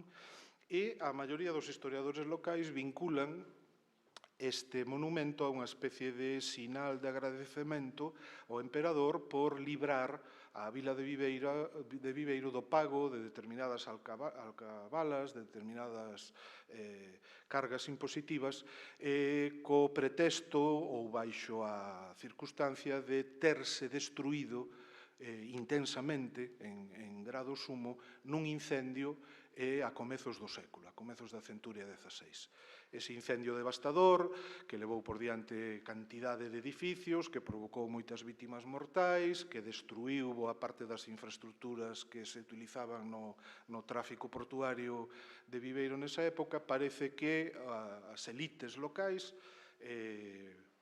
escribiron os correspondentes informes, demandas ao emperador, e o emperador desde Valladolid deu curso a unha exención fiscal que durou moitos anos e en agradecemento erixiuselle este monumento. Bueno, isto que supoño que se ve mal porque a fotografía que fixen e a reproducción é cativeira, disculpadea, ten o interese de ser, ata onde eu coñezo, a representación iconográfica máis antiga que se conserva do monumento. É un plano que se conserva no Arquivo Histórico Nacional de Madrid e corresponde a principios do século XVIII. Vese ben as casas pegadas ao monumento, casas que van sustituindo paulatinamente ao longo das centurias o que era o adarve propio da muralla, edifícanse sobre o espacio que ocupaba a muralla, e vese ben tamén como por diante xusto da porta pasa o río Landrove, a desembocadura do río Landrove, e sube a maré, cando sube, non? E vese tamén o inicio, o comezo da ponte Vivario, que dá nome a Viveiro e que conecta a banda, diríamos, onde está a vila, coa outra banda da ría, onde vai edificarse, pouco tempo despois de edificarse a propia porta, unha capela que se coñece co nome da Misericordia ou do Eceomo, que é a que a principios do século XX vai pintar Camilo Díaz Baliño, encargado pola familia. Poucos episodios da vida da beata Constanza de Castro. Aquí tedes un dibuxo do pintor local Moncho Pernas, xa falecido, que recrea ese momento de resignificación do monumento. Isto, teóricamente, é unha estampa da resistencia numantina da vila de Viveiro contra o ocupante francés a principios de século. Bueno, un dos elementos que comezou a darlle valor engadido á porta é esta hornacina, este pequeno altariño, que, como vedes, está dedicado a San Roque. O patrón de Viveiro non é San Roque, o patrón de Viveiro é Santo Tomás. Pero, durante as pestes terribles da Idade Moderna, a poboación deulle por subir de xeonllos as abas do Monte San Roque ata a capela do Cumio, de devoción a San Roque, e iso xerou un sentimento de devoción popular moi intenso, moi forte polo San Roque, e boga mariñeiro, xa se Viveiro, vamos para San Roque. Aí quedou, non? De maneira que hai moita xente que cree que o verdadeiro patrón de Viveiro é San Roque, e, de feito, o lugar máis emblemático de Viveiro, é dicir, a parte interna da porta de Carlos V, efectivamente está ocupada por esta tal. E digo que isto lle deu un valor engadido, porque convertiu un monumento teóricamente civil, político e utilitario, no sentido que era unha porta de acceso ao casco, pois deulle o plus engadido de ser un elemento de devoción religiosa, onde a xente traía esvotos, onde traía velas, onde rezaba, onde se presigna si pasa, entra ou sai, etc. Aínda que isto tamén deu pé a un simpático anecdotario protagonizado por este gaiteiro. Este señor era coñecido a principios finais do XIX e principios do século XX en Viveiro co sobrenome de Chumín de Céltigos. Céltigos na terra xa de Ortegal, non? Era un gaiteiro famoso que amenizou a infancia de Antón Vilar Ponte, de Ramón Vilar Ponte, de Alfredo García Dóriga, e todos eles tuveron o prurito de ou ben dedicarlle unha poesía ou ben dedicarlle un articuliño, porque realmente foi unha figura moi emblemática. E a anécdota é que este home padecía, parece, moito das varices, das pernas, e rezoulle a San Roque. Púxolle esvoto, púxolle novenas, etc., etc., pero aí San Roque debía ter a xenda ocupada e non lle deu moita solución. E entón, din que o Chumín, cada vez que entraba na vila de Viveiro, e era acotío porque o contrataban para prácticamente todas as festas, cando entraba solemnemente no desfile cos cabezudos, etc., pola porta para dentro, cambiaba o repertorio e empezaba a tocar a Marcha Real, o actual himno español. E alguén lle preguntou: Chumín, é por que cando entras pola porta de Carlos V deixas de tocar alboradas, muiñeiras e tocas o himno a Marcha Real? E dice: porque o santo é francés, para que se amole. Bueno, anécdotas de vila, pero que lle dan sabor e tal. Bueno, estes dous individuos que vedes na foto xusto ao ladiño da porta de Carlos V son meu bisavó e meu tataravó. Meu tataravó era mestre canteiro de obras e despois foi arrendatario do teatro local que estaba nos restos do antigo convento de Santo Domingo, na Feira. E era presidente, ou foi presidente da Sociedade de Obreros, así tipo mutualista, católico, rerum novarum, etc. E meu bisavó, que é o do sombreiro este así tipo chambergo, este era Pepe da Mota, José Insua, que era fotógrafo. É o gran animador teatral e artístico do Viveiro de principios do século XX.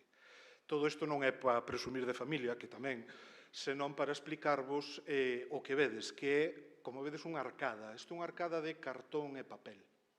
E construíanse a principios do século XX en Viveiro para ornato das rúas durante as festas patronais, durante as festas de San Roque, no verán. De maneira que vedes que está todo cheo de farolillos, bueno, un ambiente así moi art déco, moi modernista, e imitacións. Claro, diredes, non se parece moito a porta esta a de Carlos V. Si non vos fixades moito, non. Pero se empezades a mirala así con un pouco de detenimento, veredes que sí, que copian moitos elementos. Ese friso superior, así con eses pináculos e tal, parecese bastante, verdade?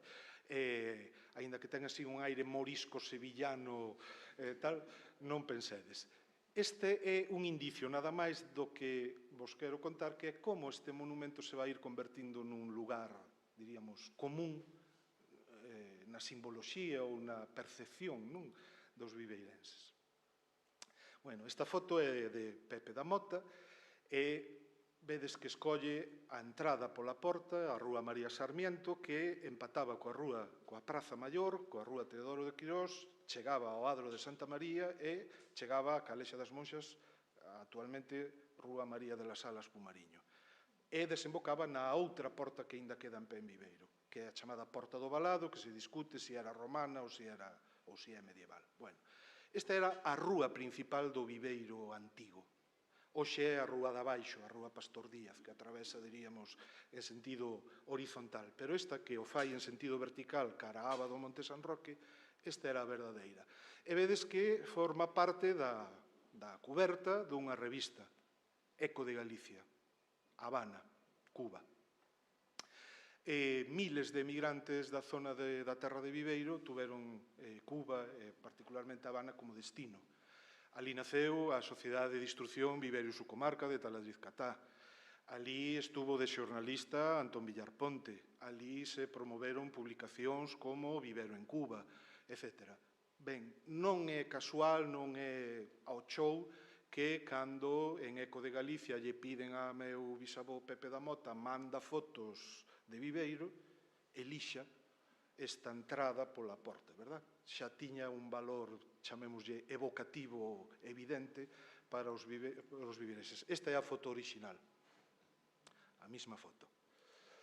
Bueno, esta tamén, desta quero destacarvos, é de principios do século XX, seguramente feita tamén por meu bisavó, e quero destacarvos o estado en que se atopa o monumento. Non sei se vedes que está cheo xa o segundo nivel de vexetación, verdad? De plantas que creando colonias, incluso no terceiro nivel, nese parapeto tamén é notoria xa a presencia tal, é dicir, que dá a idea dun certo descuido, dun certo desleixo no seu cuidado. E, se reparades, na banda da vosa esquerda, veredes como hai restos de cartelería pegados. Isto é un cartel. Non sei se de festas, non sei se de mitin político, pero como que non se respeta un pouco a monumentalidade, verdade, do sitio. Outra vista tamén de principios de século, día de feira, polo que se deduce, vedes que aínda non hai realmente asfaltado da estrada, vedes tamén toda o frontal de galerías que sustitúe a antiga muralla, vale? E aquí nesta esquiniña da vosa dereita, non sei se notades que estes son estes elementos porcelanosos da conducción eléctrica. É dicir, que está sendo utilizado unha das esquinas como un apoio para o tendido eléctrico. O tendido eléctrico en Viveiro é cousa de principios do século XX e leva unha das grandes disputas políticas entre José Barro, o da fábrica de Barro Chavín, e Taladriz Catá, o indiano de Viveiro e Socomarca. Gana claramente José Barro esta batalla pola hexemonía, diríamos, comercial, da comercialización da electricidade, e esa hexemonía de Barro, ese, diríamos, caciquismo empresarial, esas grandes influencias no plano político, tradúcense neste atentado que eu creo que non ten parangón en ningún outro monumento do país. Se sabedes de algún, decídemo, por favor. Unha torreta eléctrica plantada, chantada no alto da porta de Carlos V. Non lle chegaba con usar a esquiniña. Isto provocou unhas enormes polémicas. Os Vilar Ponte enemistáronse de por vida con José Barro por culpa desta polémica, porque eles reclamaban que se retirase esa torreta. Outra vista tamén de principios, esta foto é de Fermín González Prieto, o pintor Lander, que en 1934 vai publicar un álbum de vivero con colaboracións de moitos dos escritores locais, de Dóriga, de Vilar Ponte, de Dona Petri, de Nolla, de Lea Linsua, un montón de escritores, e xa aparece, diríamos, este monumento claramente exaltado como unha das cousas valiosas do patrimonio histórico monumental de Viveiro. Outra foto tamén, de principios de século. Este é un dibuixo do futuro cronista Juan Dona Petri, que é responsable de resucitar esa iniciativa de declarar esta construción monumento histórico, e quero que reparedes nesa galería que se ve casi detrás xusto do monumento. Vedes que é unha galería moi invasiva, verdad? Que non respetou o van do monumento. Ese é un edificio ex novo, construído no solar, que ocupara, antigamente, o chamado Colegio Seminario de Viveiro. Ese colegio seminario onde estudiou Nicomedes Partos Díaz, onde din que estudaron os irmáns Antolín e Tiburcio Faraldo, onde estudou Nicolás Taboada Leal, onde estudou Gregorio López de Pantoja, un carlista de Viveiro. A burguesía empezaba a sentir necesidade de ampliar, diríamos, as residencias, ocupar os vans de Viveiro, e o monumento vai ser vítima un pouco disto. Hoxe está así tal cal. O edificio invade esa traseira do monumento. Aquí vese ben esta cuberta do edificio construído e como realmente tanto esta como esa do outro lado, aí vivín eu, de alugueiro, pois son, diríamos, pouco respetuosas, verdad, con calquera panorámica ou calquera respeto panorámico. Esta é unha foto de Remigio Mestre, un extremeño que veraneaba en Viveiro e que fixo un álbum precioso de fotografías de Viveiro dos anos 40 aos anos 80. Isto é Viveiro un día de inundacións, na porta, outra coa vendedora de castañas e outros froitos. Vedes como sigue habendo cartelería incrustada xusto ao lado da porta. E agora paso xa a ensinarvos da posguerra e veredes como empeza a ser unha presencia en todo tipo de elementos culturais, identitarios, anuncios, revistas, libros, cartéis, etc. Este é un programa de festas patronais do ano 54, a imaxe icónica. Isto é a proba de que o tráfico se intensificou de maneira que ahora xa é necesario asfaltar diante do monumento e regular o tráfico, e por se alguén tiña dúbidas de se se podía entrar co coche ou non, plantifican, como vedes, un sinal de prohibido circular en pleno monumento. Siga habendo mostras de tal. Aquí xa vedes como hai tráfico pesado por diante do monumento, que sigue sendo utilizado con fins espurios, sigue habendo tendido eléctrico. E non sei se reparades nesta parte de aquí que hai como un van, aí hai unha porta. E hai un pequeno garigol, un pequeno espazo. O monumento ten acceso por unha escaleira interior de caracol. E tiña como un corpo de garda, como un pequeno despacho aí para facer vixilancia, que se conservou e que o Concello de Viveiro utilizou durante un tempo como oficina de turismo. Pero claro, o acceso é tan estreito e tan difícil que non é realmente operativo, verdad? Para a cantidade de xente que hai. Esta porta que vedes aí na esquiniña é por onde se accede a esa escaleira de caracol que permite estar, diríamos, no interior do monumento, non? Vale. máis fotos contemporáneas. Xa vedes a estrada totalmente asfaltada, que parece casi que desemboca na porta, e vedes que se lle engadiron, en época recente, finais do século XX, estes 4 pináculos, que ás veces se unen incluso con cadeas, aquí nesta foto non aparecen, pero noutras sí, que son, ou intentan ser, unha protección do monumento contra eventuais accidentes de tráfico. Eu fun testemunha dun deses accidentes, era rapaz, estaba no instituto, debo falarvos do ano 88, 89,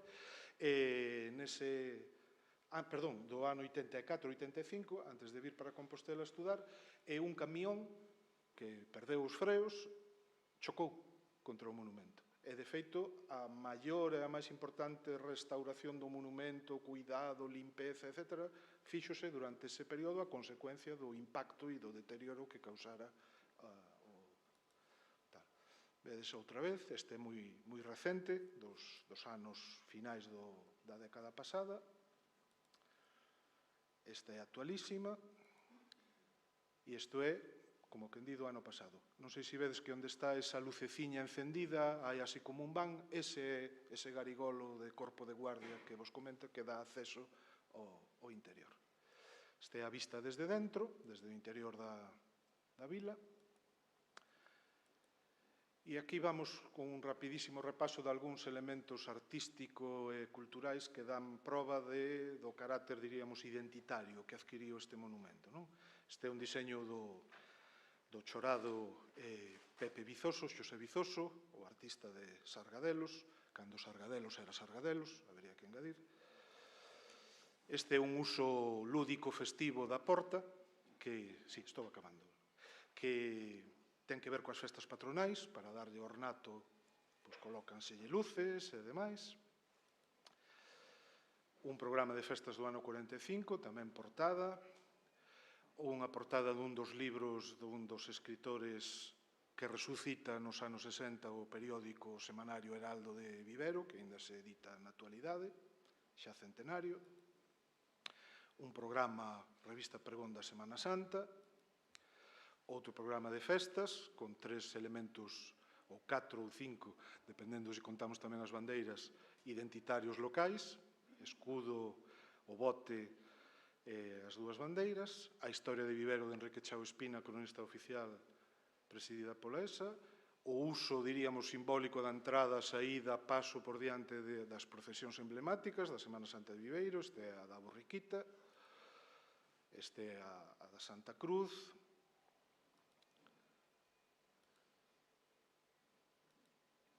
E aquí remata un pouco este percorrido, que agardo teña sido elocuente para que entendades ou comprendades como un monumento que naceu cunha intencionalidade política nun período de dome e castración que dixera Zurita, pois acaba converténdose pois nun elemento moi querido e moi emblemático. A anécdota final. Fun alumno no Instituto de Viveiro, en primeiro de BUP, dun profe de dibuixo que era irmán de Ramón Raimunde Noreña, Pepe Raimunde. E unha vez chegou, entusiasta á clase, e dixo: veña, dibuxado que queirades de Viveiro. Sin máis instrucción, técnica libre. O 100% dos rapaces pintamos a porta de Carlos V.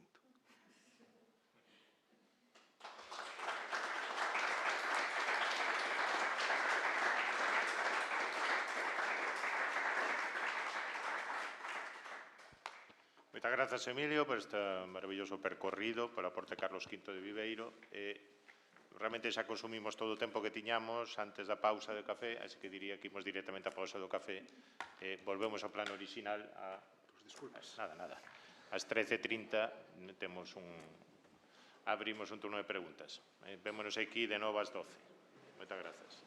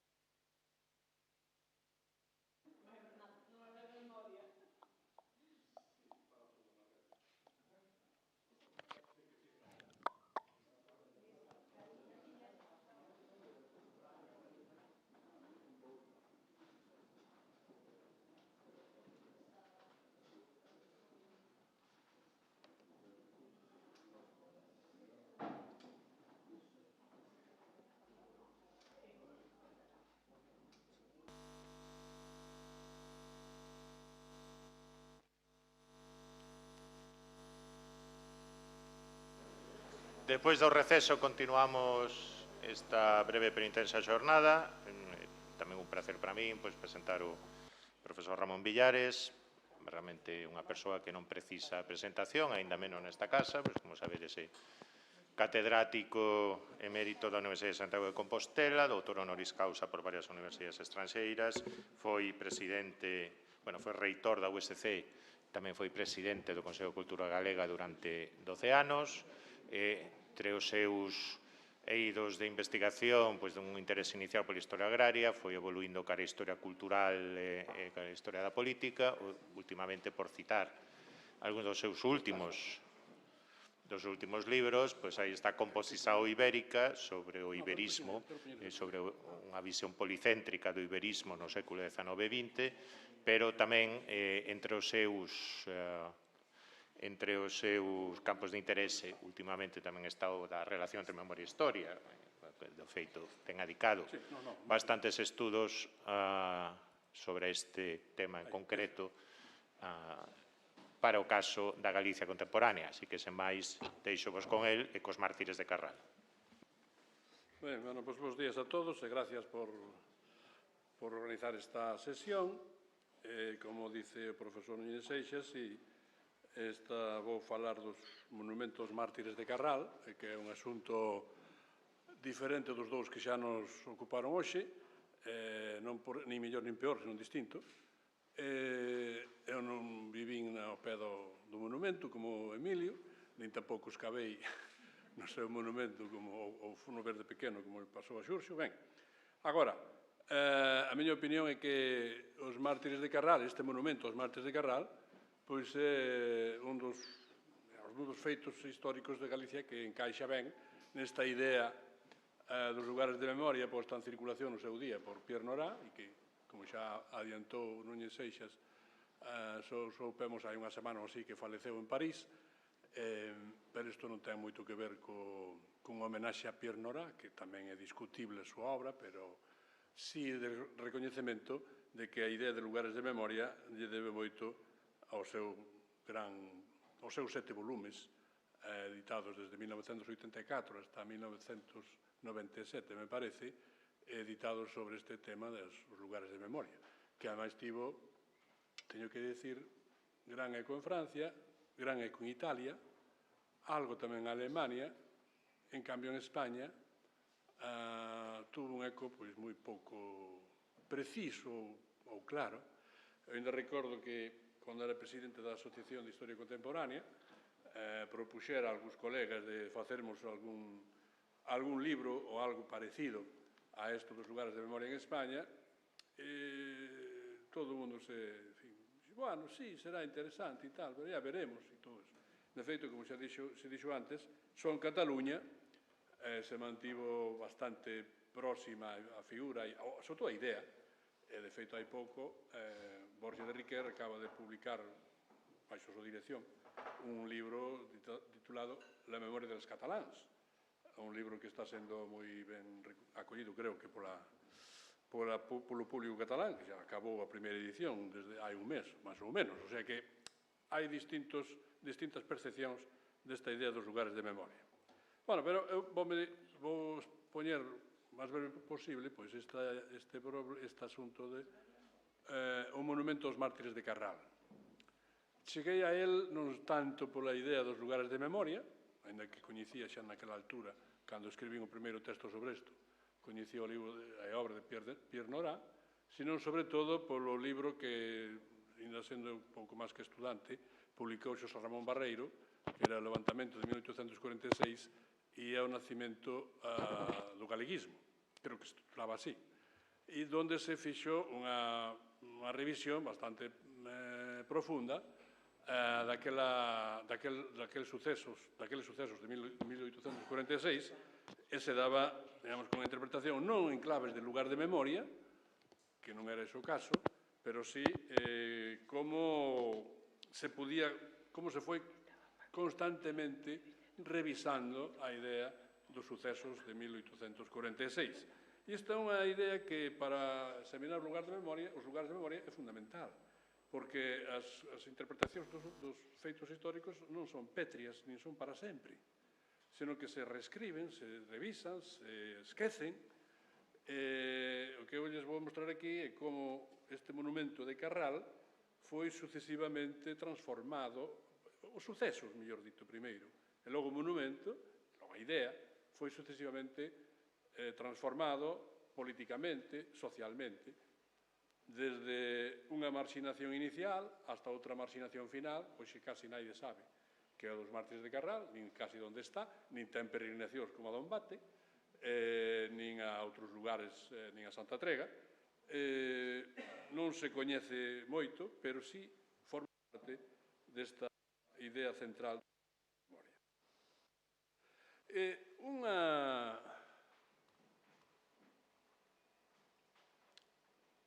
Unha advertencia que eu, máis ou menos neste tempo en que fixen o texto sobre os Mártires de Carral, encontrei no libro de Otero Pedraio, Arredor de sí, sirveme para enfiar un pouco esta interpretación, porque Adrián Solovio fai unha referencia cando está retornando de Berlín a Galicia con destino a Santiago e finalmente a Ourense. A súa idea é vir redimir Galicia, vir a liberar das pautas do caciquismo e da política de Madrid, todas estas cousas, e pasa por Carral, cual é moi importante, que pasa figuradamente, naturalmente, porque quen está a escribir Otero Pedraio e Solovio non existe nada máis que no Maxín de Otero Pedraio. Pero Adrián Solovio pasa por Carral e repara nun movimento. Ali sí, unha revolución galega. Xa non é un edificio ou unha cruz que está aí posta, senón que fai referencia a unha revolución galega, que era un concepto bastante reciente para a altura en que estaba escribindo Otero Pedraio, porque a revolución galega foi realmente introducida por Tetamanzi nos principios, nos primeiros anos do século XX. Logo acaba aludindo a como chegou a Solovio, é dicir, Otero, a idea a noticia do que fora a Revolución Galega, e ao final fai unha referencia que me importa moito sublinhar aquí, e é que, se fora un feito acontecido na Europa Central, habería nos museos litografías dos heróis xenerosos e unha citación nos mármores da historia. Que era o que acontecía en moitos parlamentos e en moitos edificios públicos en Europa naquel momento, que desde a Revolución Francesa para diante se esmeraron en deixar pegadas dos héroes da patria, dos constructores das sociedades liberais cívicas, máis ou menos republicanas, a través de ese panteón. Os panteóns nacen justamente con esa intención, fose nos parlamentos, aquí incluso en España, no Parlamento español, pois hai bastantes figuras, ou había, no Congreso dos Diputados, entre elas, algúns que teñen que ver cos que despois veremos dos Mártires de Carral, como son os comuneiros, os líderes que foron, en fin, degolados naquela altura, ou outros que participaron en Trafalgar ou outras aventuras patrióticas deste estilo. A aparición do monumento a súa erección final, foi un proceso bastante longo.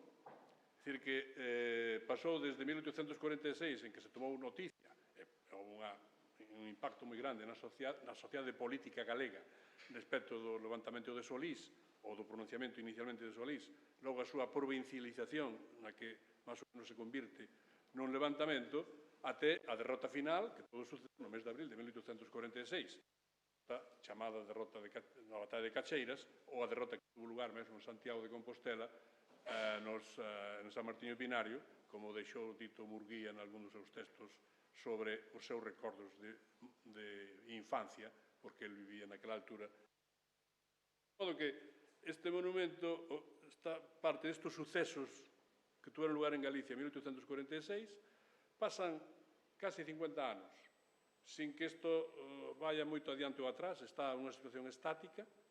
Logo, a fins do século XIX, no contexto da crise do 98 e da onda de estatuomanía, para usar unha palabra, creo que de Maurice Apollon, que foi toda Europa unha práctica casi bastante común, ordinaria, é dicir, de erixir estatuas ao público que fosen unha homenaxe aos sacerdotes da patria ou ás persoas que cívicamente merecían ser recoñecidas como tal, debía algo.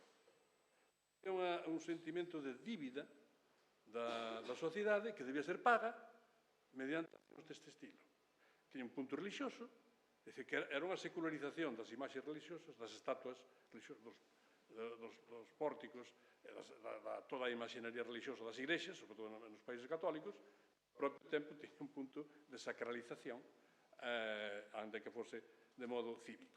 E aquí é cuando realmente adquire o monumento a Carral, adquire un perfil, unha explicación, ou un relato, que diríamos agora, bastante coherente.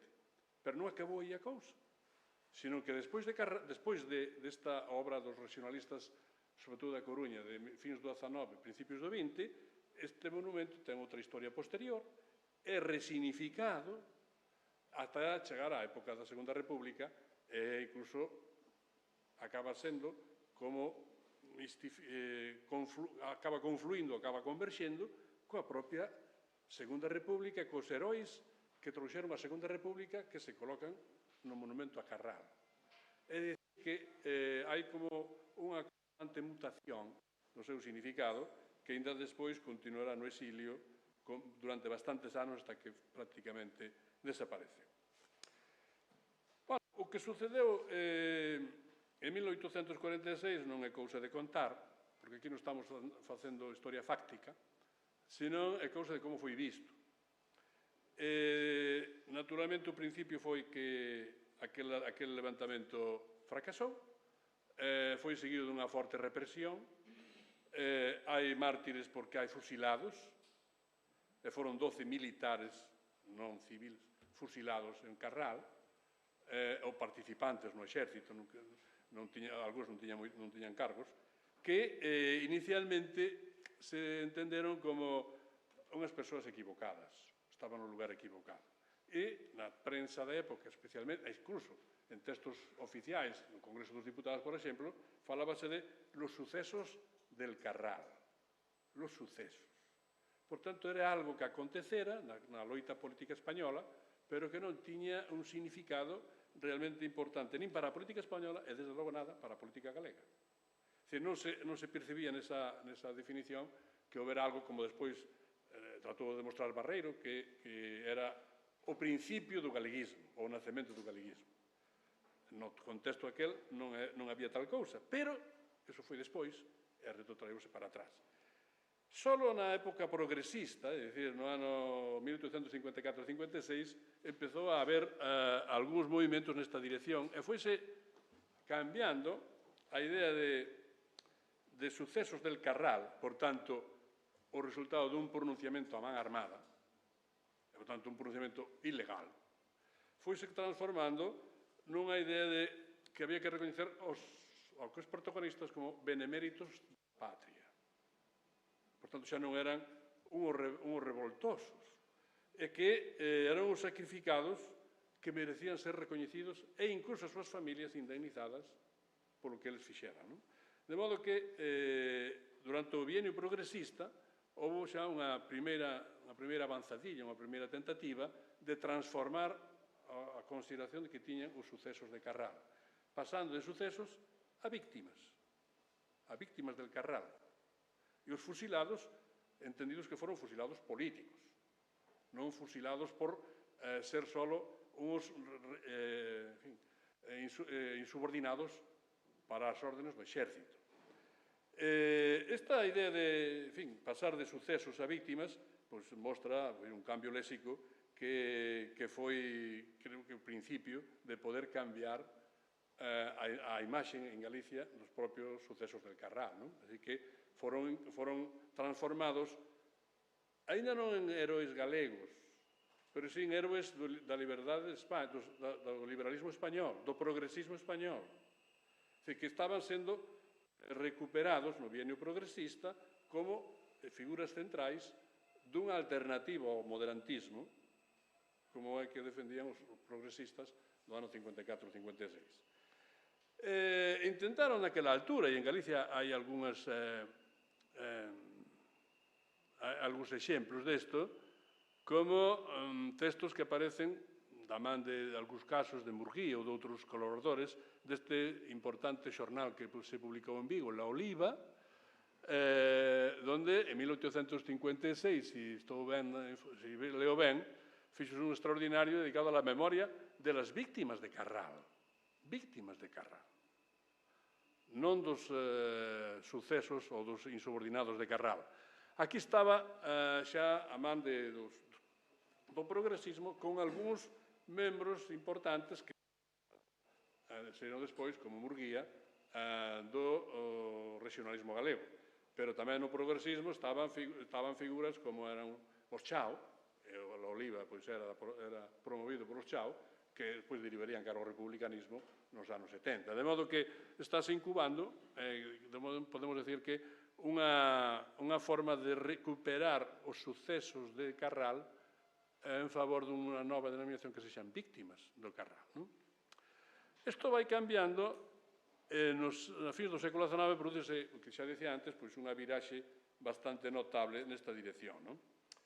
O punto de partida, podemos dicir que foi unha campaña que desenvolveu a Galicia Diplomática, unha revista que hoxe está no baúl dos recordos, pero que foi, para moitos casos, moi importante naquela altura. A Galicia Diplomática era dirixida por unha figura. Bueno, está recoñecida aquí en Santiago, ten unha rúa, cual xa é bastante, para que se chama Bernardo Barreiro de Vázquez Varela, pero finaba sempre de VV. E aí inicia unha campaña a favor de recoñecer a xente das vítimas de Carral a través dunha nova transición semántica, pasando de víctimas a mártires.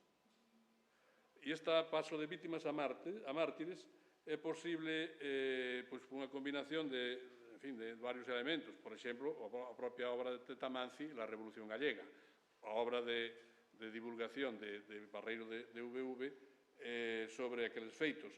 Tamén é o primeiro que propón erixir un monumento. Porque no bienio progresista alguén falaba do monumento, pero non había aínda nin consenso sobre onde se debía ubicar. Por tanto, era moi incerto todo aquilo. En Galicia Diplomática xa empezan a falar dun monumento, incluso diseñan un esbozo, un rascuño de monumento que lle encargan a Enrique Mayer, que me parece que está aquí, que despois foi utilizado por Liga Gallega da Coruña para que finalmente diseñou o monumento de Carral fose nesta dirección. De modo que, a fin do século XIX, nese ambiente de estatuomanía e de necesidade de facer prácticamente unha recuperación provincialista, ou neste caso regionalista, dun suceso que non o era inicialmente ou que non era considerado como tal, é no que ten lugar a erección deste monumento de 1904. Este monumento é bastante interesante non tanto polo aspecto estético ou artístico, senón sobre todo polo proceso que levou a tal cousa. Foi erixido en 1904, pero hai bastantes anos, desde Barreiro de VV hasta 1904, en que se prepara a súa erección. E que non prepara? Non a revista, senón que isto vai collendo cada vez máis forza e vai se integrando e vai se asumindo por parte da Liga Gallega. A Liga Gallega era, digamos, o partido, bueno, máis ou menos chamemos entre aspas partido, regionalista de Coruña, que estaba en Murguía, pero estaban tamén Salvador Golpe, Galo Salinas e algúns outros, que foron, Tetamanzi, que foron os que comezaron a promover este monumento. E este monumento podemos dicir que é o resultado dunha confluencia de moitas forzas. Por unha parte do propio regionalismo coruñés especialmente, non só, pero casi gran parte do regionalismo coruñés, por outra parte do republicanismo, que é un monumento sincrético, nese sentido. É un momento no que hai máis converxencia ideolóxica en torno a un monumento deste estilo. E logo hai outra converxencia moi importante que é a emigración. O peso das colectividades de emigración foi esencial para que este monumento pudese ser erixido. Porque todo o problema dos monumentos é que non paga. Aparte, porque hai moita xente que propón facer, hoxe tamén, hai que facer isto, hai que haceristas, os hai que haceristas son multitude. Habría que facer isto ou outro, pero como, para que e con que? E aquí, a Liga de Coruña, pois, a Liga Gallega, esmerouse bastante. Fixo unha chamada, así, de carácter xeral, conectou incluso cos cataláns, cos regionalistas cataláns, para ter un pouco de amparo e axuda, pero, finalmente, tuvo que facerse con recursos que procedían da propia cidade, basicamente da Coruña. Foi un monumento que foi pagado pola mesocracia coruñesa, en certo modo, e foi encargado a un arquitecto municipal, neste caso de Lugo, Juan Álvarez de Mendoza, e o seu diseño artístico é un pouco distinto do que fixera Mayer, e incluso do outro que fixera o artista compostelán Landeiro, non? De modo que apostan por unha concepción máis laica no monumento, que me parece que ten que ver coa propia converxencia entre regionalismo e republicanismo. Agora, sigue tendo un punto de contido martirial e tamén relixioso, porque ten un punto de un cruceiro, non? Como hai tantos cruceiros, é unha forma de cruceiro. E ten unha, digamos que unha dedicatoria que xa estaba antes, volverei para isto, que é bastante significativa. Dedícase aos mártires da liberdade, non ás víctimas, nin aos fusilados, aos mártires da liberdade. E isto significa que a Liga Gallega de Coruña considera que os mortos en 26 de abril de 1846 son uns antecesores da loita política polas libertades de Galicia feita, digamos, na medida do século XIX. Non estamos aínda no que sería fase final, que se vincula estes mártires cos nacionalistas e cos defensores ou cos recuperadores das libertades galegas, especialmente con Pardo de Cela e a epopeia da Frouseira e a súa decapitación na praza de Mondoñedo. Pero estamos xa moi cerca. Antes de chegar aí, direi só dúas cousas. A primeira, que quen paga este asunto? Pois págano basicamente unhas poucas institucións, algunhas entidades recreativas e económicas, entre elas pois, o Casino Republicano e algún máis, algúns xornais que aportan, pero moi pouquiño, pero, sobre todo, o que está presente dunha forma extraordinaria son as remesas de América e particulares que non son identificados como tais, o que forman parte dunha digamos, recollida colectiva e, en fin, anónima de apoios a este monumento. Un monumento que non foi moi caro, só por termo de comparación. Aos poucos anos, aquí nesta praza, fixose un monumento a Montero Ríos. E só Mariano Benlluri puxo un precio de 100.000 pesetas na altura. Para, ben é verdad, que chave en man. É dicir, diseñar, construir e transportar o monumento ao seu lugar, donde el escolleu que debía estar aquí, no centro desta praza. Este é moito máis barato, 5.000 pesetas. Estamos un pouco antes, pero, en fin, isto dá a idea do que, claro, no caso de Montero Ríos, houbo moitos aportes oficiais. O Senado, o Congreso, os concellos onde eran diputados os monteristas, etc. Aquí os aportes oficiais son escasísimos. Son ou particulares. Tamén houve de Montero Ríos, porque no caso de Montero Ríos hasta as pescantinas da Praza de Abastos contribuíron. É dicir que os monumentos non son algo máis do que un monumento como estético ou artístico. Son a expresión dunha sociedade que quere manifestarse nunha ou noutra dirección. De modo que quen paga, quen son os donantes, son xeralmente ou particulares ou os emigrantes. Por tanto, é un monumento realmente que nace popular, sin ser exactamente popular, nin ser... En fin, estamos recordando a señores que formaban parte dun exército, ben é verdad que se rebelou contra Narváez e contra a política de Isabel II naquela época. En segundo lugar, son bastante distintos dos que eran suscriptores da revista que publicaba a Liga Gallega.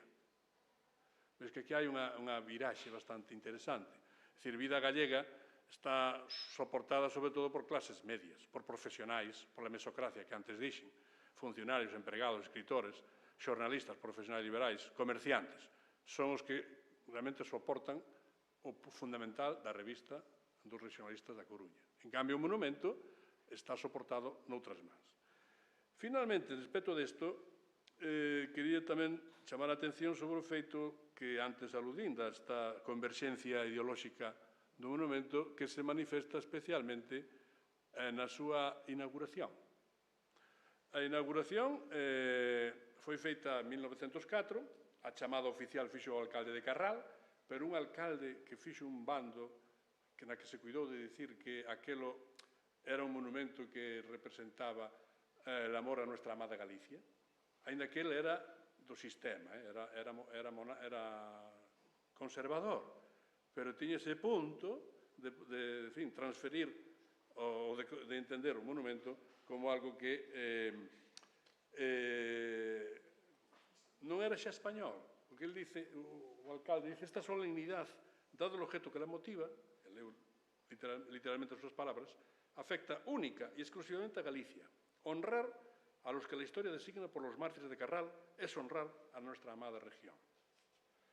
Pero non só o alcalde é importante nesto, senón os que están presentes na inauguración, que son en parte regionalistas, en parte xente do sistema, por exemplo, de Santiago foron bastantes monteristas, liberais do Partido Liberal Monterista de Santiago, pero tamén acudeu unha parte moi importante do Casino Republicano da Coruña. E isto explica que naquel acto fíxose como, por exemplo, unha síntese de que debían estar as bandeiras, a bandeira española, pero tamén a galega, cantouse o hino de Riego, imposto polos republicanos, de modo que crear este monumento, erixir este monumento, foi algo máis que unha ocurrencia dos regionalistas de Coruña. Foi un modo de situarse no ambiente podemos dicir, de tratar a memoria naquela altura, a través xustamente dunha estatua, neste caso dun monumento, e foi tamén un modo de estender un pouco a súa influencia social e a súa conexión coa emigración a través da suscripción pública. A parte final deste monumento ven na época das Irmandades e posteriores, época posterior, que sería que, de algún modo, modificando a frase tomando casi literalmente a frase de Villar Ponte, podía enlazar unha cousa ca outra, cando el falou desa liña vermella que, como unha vía láctea, une a Frouseira con Carral. Entón, aquí estáse dando xa outro paso. Xa non é un monumento aos mártires da liberdade, ou a amada Galicia, senón que é un monumento que debe representar as aspiracións nacionais de Galicia e as liberdades nacionais. As liberdades que supostamente defendían os comuneiros e as liberdades que defendía, sobre todo, Pardo de Cela. Por eso, Pardo de Cela está aí representado pola mención a Frouseira e Carral representa o que fixeran estos militares, estos fusilados en 1846. Esta liña vermella que significa, de todas formas, que hai unha reapropiación do monumento. É dicir, que pasou de inexistir, de ser un sucesos dun pronunciamento, a ser un foco interesante para o progresismo español e, por tanto, para as libertades en España frente á direita moderada. Pasou de ser regionalista con todas as letras desde fin do século XIX até os anos 10, 15, e finalmente chegou a ser unha expresión importante das referencias simbólicas do nacionalismo, do novo nacionalismo, bueno, do nacionalismo non é novo, que nace en 1916-18 e que chega hasta a Segunda República e Guerra Civil e máis tarde que iso é outra cousa. En consecuencia, o monumento é reapropiado polas Irmandades, conectado coa epopeia da Frouxeira, conectado tamén cos comuneiros de Castela, e finalmente é transformado nun referente inicialmente republicano e despois nacionalista na emigración. Non aquí. Durante a República púdose facer esta foto, creo que é do propio 26 de abril de 1931, na que aparecen aquí unhas mulleres con bandeira republicana e cos nomes de Galán e García Hernández.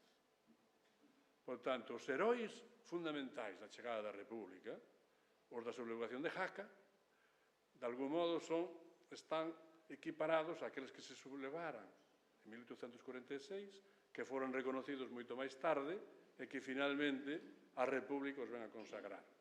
Isto sería o final deste monumento que en parte foi referente político, en parte foi lugar para excursionismo tamén de carácter político, pero que despois da Guerra Civil foi esquecido.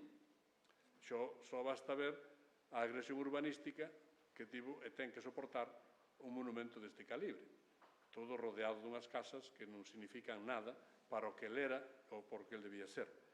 Sin embargo, isto é un detalle final, no que Xosé Manuel chamou algunha vez a liturxia patriótica imposta por Castelao na súa parte final de exilio, entrou tamén aí Carral. Carral xa entrara no ano 30. Carral entrou naqueles discursos memorables que se pronunciaron no Teatro García Barbón e que despois se reproduciron na festa da Barxa, ou na cervecería da Barxa de Vigo no ano 30, no que se fixo mención expresa deste asunto de Carral. Foron conmemorados despois no 31 e anos sucesivos Carral como un referente por parte do galeguismo republicano. Pero na Galicia americana entrou xa nesta lógica de homenaxe aos mártires, que, por exemplo, se un ve a nosa terra publicada en América, hai listas enteiras, páxinas enteiras dedicadas aos mártires. E os mártires poden ser os que morreron no 36, foron fusilados ou foron desaparecidos ou que fora, pero tamén outras datas. É onde se estableceron varias datas patrióticas importantes. Non só que autorizara as Irmandades o Día de Galicia, o Día da Patria Galega, en 1919-20, senón, sobre todo, Carral, 28 de xuño, día do plebiscito, e o 17 de agosto, día realmente dos mártires por Bóveda.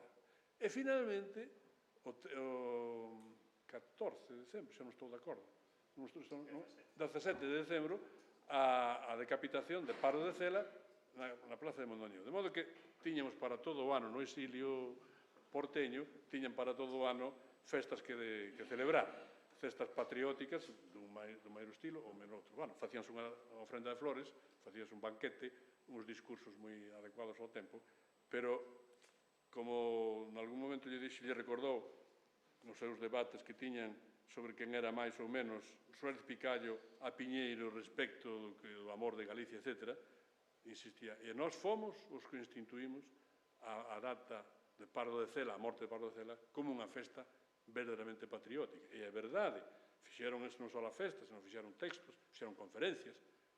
É dicir que nesa liturxia patriótica entrou finalmente Carral.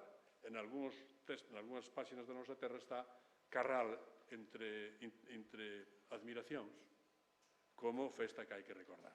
De modo que aquilo que foi así, digamos que tentativo no ano 46, despois no 56, finalmente transformado polos regionalistas, acabou sendo un referente esencial do nacionalismo galego na emigración, máis que na terra. E finalmente, hoxe, pois está no Consello da Cultura Galega. É pouco máis, porque realmente xa casi nin se acorda naide ou casi ninguén desta e de moitas outras estatuas. Antes era mencionado Méndez Núñez, pero podemos traer moitas máis, porque hai unha bella observación de Reinhard Koselleck, un autor que a mí sempre me parece interesantísimo, e é que os monumentos só falan para os vivos que recordan o que significa aquelo. Despois non carecen de significado. Por iso, hasta cando dura a memoria do monumento? É unha pregunta que se debe facer. E hasta cando dura o significado inicial do monumento, sexa un cementerio, sexa un monumento ao holocausto, sexa un cuadro, sexa un retrato, sexa unha estatua, pois ten caducidade. E esa caducidade tamén é un feito histórico de primeira liña. E con isto creo que está dito pola miña parte o que quería dicir. Gracias.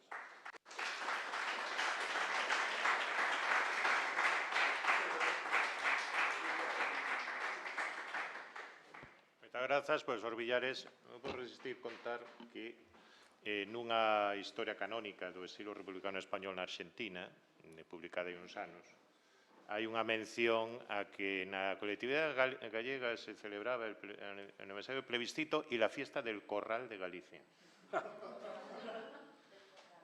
A autora, que, xa faleceu hai uns anos, a autora preguntei, pero podías ter informado que isto, mira, son os mártires de Carral, etcétera, etcétera, e ela díxome, e xo preguntei a xa en unha das institucións da colectividade e me dixeron eso.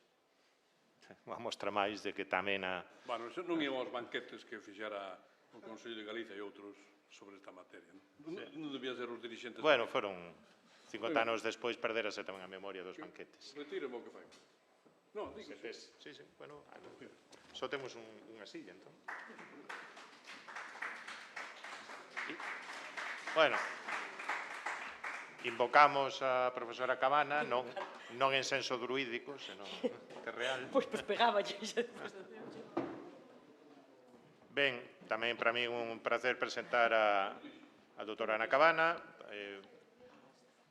colega, no seu momento estudante miña, aplicada estudante miña, despois colega de departamento e agora mesmo é catedrática acreditada de Historia Contemporánea, imparte a súa docencia na Facultade de Humanidades de Lugo. Ana Cabana é unha especialista acreditada e recoñecida sobre a historia do franquismo, sobre a historia social do franquismo, sobre todo, con especial atención á perspectiva dende abaixo, o estudo das formas de resistencia cotiá, pero tamén nos últimos tempos ten evoluído cara a historia rural, a historia de xénero do propio franquismo. Sobre estes temas ten publicado moi diversos artigos e libros, por exemplo, un que en parte resume moito dos contidos da súa tese de doutoramento chamado La derrota de lo épico, publicado hai anos por as Pensiones de Valencia, pero tamén un en colaboración que se chama A ver las ailas, sobre as mulleres na historia agraria contemporánea. Bueno, sen máis, dou a palabra, vai nos falar sobre o wolframio. Moitas grazas, moi bo día. Bueno, quixera empezar por, non menos sentido, pero igualmente protocolario, agradecemento que teño con respecto ao Consello da Cultura Galega por terme permitido participar nesta comisión temporal sobre lugares de memoria. A verdad que teño gozado e aprendido moitísimo das reunións do comité. Veño falar do que me tocou, do que me mandou o profesor Núñez, que sigue exercendo cierta... Sí. El suxeriu. Tocoume o wolframio, que a diferencia tamén do resto, empezaba o profesor Villares, que el tampouco tiña fotos, eu co wolframio, nada. Eu son de Lugo, que ten malicia poñerme o wolframio a min, non? Donde, como veremos, é a provincia probablemente donde a memoria do wolframio menor presencia e sentido teña, non? Pero cando vin... Recordo que neses debates, porque os houbo, de cales son os lugares de memoria que o profesor Núñez relatou pola mañá, cales foron os escollidos, eu creo que a importancia deste proxecto é pensar nuns e despois deixar que o resto critiquen e pensen nos seus propios. É dicir, estou segura que ninguén coincidiría se tuviéramos que aquí decir 10 lugares de memoria cada un, e cada unha de nós non coincidiríamos nin en 3 probablemente, non? Pero creo recordar que neses debates que os houve, houve lugares de memoria que ganaron por absoluta maioría, outros por 3/4, outros xustiños que a mitad máis un, e que eu creo que o Wolframio houve un total acordo con que o Wolframio era un lugar de memoria claro para Galicia. Sin embargo, cando eu vin o programa de hoxe, digo, pois ao mellor é o menos claro de todos os lugares de memoria que hoxe se concitan aquí como este inicio ou presentación do traballo que fixemos neste proxecto. E moito ten que ver, ou vese claro, nesta primeira diapositiva que traía, no que non sei que grado se ve, pero se miran a diapositiva de máis da dereita, o último cuadradiño pequeniño, iso é España no mundo producindo wolframio. España inteira. Galicia é un cachiño pequeno dese cubito. Entón, claro, frente a grandes potencias como China ou Canadá, que son os países, a antiga URSS, hoxe sería Rusia e os países cercanos, que a produción que teñen, España é un país que produce moi pouco wolframio. E dentro de España, Galicia dentro de España produce bastante, chegou un momento en que Galicia producía o 69% do que producía España, pero é certo que é moi menor. Entón, explicar por que o wolframio ten ese sentido como lugar de memoria, desde logo, non pasa por falar da enorme produción que España ou Galicia teñen con respecto a este mineral. Se vamos aos lugares, porque estamos falando de lugares, Pierre Nora tiña moi claro que un lugar de la memoria non tiña por que partir dun espacio físico, que a rememoración é moi importante, e que había detonantes de memoria que non teñen por que ser un espacio moi físico, pero é verdad que para calquera a idea de lugar de memoria invita a lugar. E se vamos para lugares, cando se recollen onde están as minas de wolframio en Galicia, pois teríamos máis ou menos 11 na provincia da Coruña, da que estou certa que probablemente a maior parte da xente pode dicir 2 tirando a 3. Pontevedra, que ten 4, probablemente 1 ou 2 sen as conocidas, e Ourense, que volve a ter 11, e novamente dudo que non sendo de Ourense, máis de 2 ou 3 estén na cabeza de calquera. É dicir, son enclaves moi concretos, son enclaves de povos pequenos, de aldeas pequenas, pero, sin embargo, todos aceptamos, cando estivemos no comité, que era un lugar de memoria. É un lugar de memoria tremendamente interesante porque supera con moito a realidade histórica e a realidade xeográfica que ten detrás, a que pode servir de detonante. Vamos ali. E cando tuven que decir, bueno, xa que o decidistes, dá unha explicación de por que o collestes, eu avaleime na propia institución que hoxe nos acolle, que é o Consello de Cultura Galega. O Consello de Cultura Galega, na altura de 2016, fixo un proxecto que era exposición e deu lugar a un catálogo que é consultable, animo moito a consultalo na propia página web, que é Galicia 100. Galicia 100, obxectos para contar unha cultura. E un dos estes 100 elementos, 100 obxectos que se escolleu nese top 100 da identidade galaica, foi isto, que non sei se saben que é un separador electromagnético de mineral de wolframio. Non é de ferro, é de mineral de wolframio.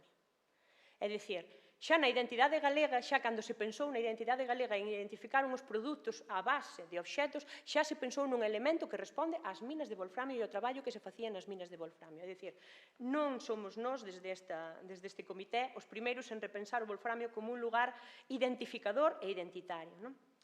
Para atrás, para outro, non hai nada que se pareza, está claro, entre a historia e a memoria. A memoria ha de ser e debe ser un espazo de estudo da historia. En este caso do wolframio queda moi claro estes dous espacios moi diferenciados. A explotación é histórica. Moitas minas, cando se acude a autores locales que empezan a decir que ali xa se rebuscaba, non sería wolframio, pero que moitas destas minas xa se rebuscaba algo na idade de bronce, xa se fala do Imperio Romano, cando os romanos empezaron tamén a coller algún tipo de mineral deses lugares que despois darían lugar ás minas de wolframio. Falase moito do século XIX, cando, sobre todo, industriales europeos, temos belgas, alemanes, ingleses, empezaron a ver esta produción mineral como económicamente apetecible ou interesante, e viñeron a Galicia con innovacións técnicas e demais. E tamén se fala da Primeira Guerra Mundial, un conflito bélico que fixo, certamente, empezou a facer ver como interesante o wolframio. Todo isto é historia avalada por fontes e demais. Todo isto é intrascendente absolutamente en termos de memoria. En termos memorialísticos, ningún deste traballo nestas épocas quedou na memoria de ninguén.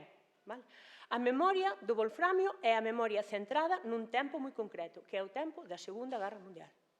Antes deso, pode ser historia, non conseguiu ser memoria, desde logo. Por que? Ten que ver, evidentemente, co auxe da explotación deste mineral, que ten que ver sempre, no caso europeo, con contextos prebélicos e, sobre todo, bélicos. É un mineral, como saben, absolutamente estratégico porque, según explican quen sabe, aguanta niveles de calor extraordinarios, como ningún outro metal ou mineral, que fan que se poida reforzar con eles o aceiro. Un aceiro que ten moito que ver cos proyectiles de guerra e tamén cos tanques, e entonces que se pide moito, que en estas épocas de guerra se convirte en estratégico. Na Segunda Guerra Mundial foi claramente así, e tamén o sería na Guerra de Corea. Na Guerra de Corea, as minas de wolframio galegas siguen abertas a maior parte. Memoria sobre iso, cero. Sigue remitindo á Segunda Guerra Mundial, o período histórico que lle corresponde. E é un período histórico moi fugaz, son uns anos, do 39, 45, estamos falando como máximo. Ese esplendor memorialístico corresponde a un tempo moi pequeno. Acabamos de ver a estupenda conferencia do profesor Villares, cantos anos, canto repensar, canto proceso político hai detrás. Aquí temos o que temos. Este tempo real histórico deu lugar a toda unha memoria arredor do wolframio. Por tanto, é un elemento interesante por distintivo con respecto ao que aquí se leva falado. Os lugares de memoria ni siquiera son todas as minas de wolframio. Os lugares de memoria, moitas minas de wolframio non pasaban máis que por ser casi unha boca e un espacio non moi visible que hoxe está tapado absolutamente por matogueiras e demais. Pero sí que hai minas máis grandes que son as que seguro temos todos na cabeza, probablemente Fontao, Sanfís, Vilar de Cervo, probablemente, que son minas que conlevan construción. Hai lugares no sentido constructivo que aumentaron moitísimo o teu tamaño, que teñen lugares novos e que teñen que ver non só con lugares de traballo, lugares onde os mineiros traballaban co mineral hasta poder poñelo en venta, senón tamén que a residencia deses traballadores, xa sexa a casa do enxeñeiro, xa sexa os povos, que logo falaremos un pouco, que se crearon sobre nesas minas. É igualmente un lugar de memoria e a propia maquinaria que está moitas veces abandonada no medio de silvas e demais, que no seu momento quedou ali e ali está. Sin falaba no dolmen de Dombate do de seguridade, saliu 2 veces, estes están sin seguridade a maior parte das veces. E falamos tamén de ruínas que non son aproveitadas usualmente para facer delas nada, nin lugares para visitas, xa sexan turísticas, nin didácticas, nin de ningún tipo. Isto tamén nos levaría a falar da importancia dos restos ou da falta de importancia que damos moitas veces a estes ruínos e restos, e das dificultades que en Galicia aínda a día de hoxe ten a arqueoloxía industrial para impoñerse e facer destes espacios algo máis que estes espazos abandonados meramente. Pero xunto a estes lugares de memoria, que son lugares de memoria local, isto funciona no local, no ámbito do local. Todo o mundo fala da mina como moito na comarca, pero non pasan a superar ese espacio. Están os 2 únicos museos que se fixeron sobre o wolframio, que tratan do wolframio. Un sería o de Fontao, no Concello de Vilar de Cruces. O museo ten información na páxina web que aí expoñía do propio Concello, que avisa de que hora se visita, do que ten, e que é bastante interesante. O que oferta son galerías de fotos, non galerías literales de minas, senón galerías de fotografías que funcionan tamén como lugar de memoria. Hai moita fotografía de época pola cercanía, a diferencia dos meus colegas. Eu conto coa fotografía como referente, a fotografía vale un dispositivo de memoria como poucas outras. Estaría este museo de Fontao, o museo da minería, fala en xeral de Fontao, e o museo que é da mina de Sanfís no Concello de Lousame, que permite certas visitas e que nos discursos de ambas é bastante interesante como a memoria prioritaria é unha memoria moi técnica e moi laboral. Explican como traballaron os mineiros, como se facía co mineral, explican as máquinas, é verdadeiramente un discurso sobre unha maneira de traballar. sobre unha maneira de traballar, sobre un tempo de traballo e o que iso supuxo para as distintas localidades. O resto non teñen museos, nin teñen centralidade de ningún tipo, e moitas veces as visitas que se poden facer a Valboraz, por exemplo, un casaio, o que se fai é, se te quedas na Casa de Turismo Rural, un amable dono da Casa de Turismo Rural acércate e contache, pero non hai nada, e cando digo nada, nada, nin guía en persoa, nin guía en papel, nin nada, hai máis ben un abandono evidente por parte de institucións e demais. Como dicía o profesor Villares, xa está explicado, iso hai que pagalo, poden estar todos de acordo, pero o paso a investir cartos nesta musealización ou nesta memoria oficial non está dado paso. Entón, dito todo isto, a conta de que a memoria do wolframio ten tanto peso, a conta de que se constituiu nun lugar de memoria na memoria de Galicia. E eu creo que hai tres enclaves que ter en conta para estas memorias, eu diría, do wolframio, non en singular. A primeira, que vou comentar, é a Segunda Guerra Mundial en sí. A segunda ten que ver ca nosa posguerra, ca posguerra despois da Guerra Civil Española.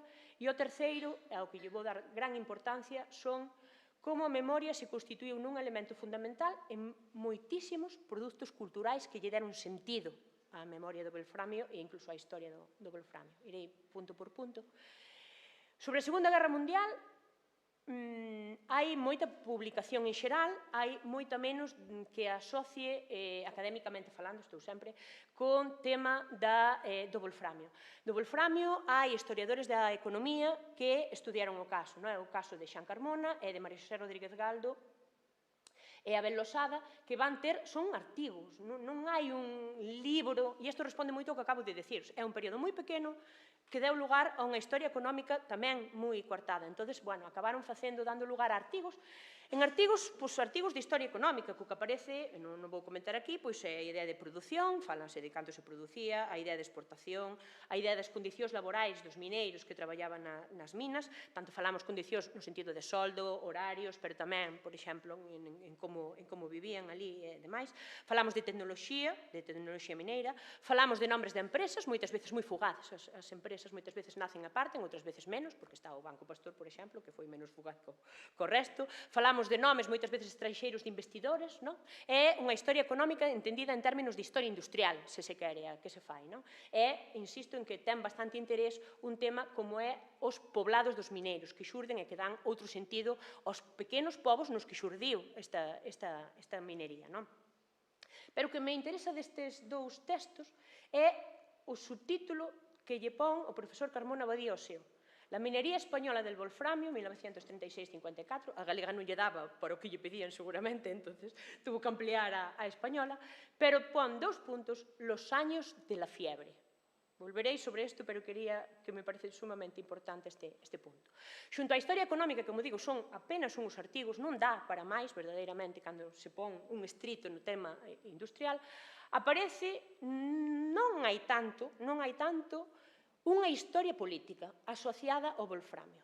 Unha historia política na que vai ter moito que ver, é un autor de referencia, que é Joan María Tomás, que vai escribir La batalla del wolframio, chamaría a atención novamente sobre este título que instruye, claro, e o subtítulo é Estados Unidos, España, de Pearl Harbor a la Guerra Fría.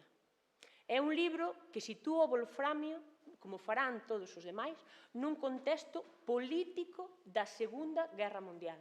O propio Conselleiro da Cultura, ao cargo de Luis Domínguez Castro, haberá un libro, que tamén se pode baixar gratuitamente, como todos os do Consello, Entre o Terceiro Reich e os Aliados, Galicia e a Segunda Guerra Mundial, donde o propio Tomás vai facer unha pequena achega sobre o wolframio en Galicia. E o subtítulo é De cuando Galicia era un Near West.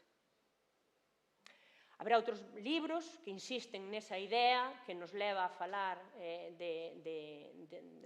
do contexto político, do contexto bélico da Segunda Guerra Mundial, como é Galicia en Guerra, ben claro, de Eduardo Roland, e Guarzón, que é unha das publicacións, das bastantes publicacións que ten Emilio Grandío, sobre esta temática de a Segunda Guerra Mundial pasando por Galicia, e aí aparece o wolframio. O que me interesa daqui, sobre todo, é esta narrativa que axuda a facer unha memoria sobre o wolframio.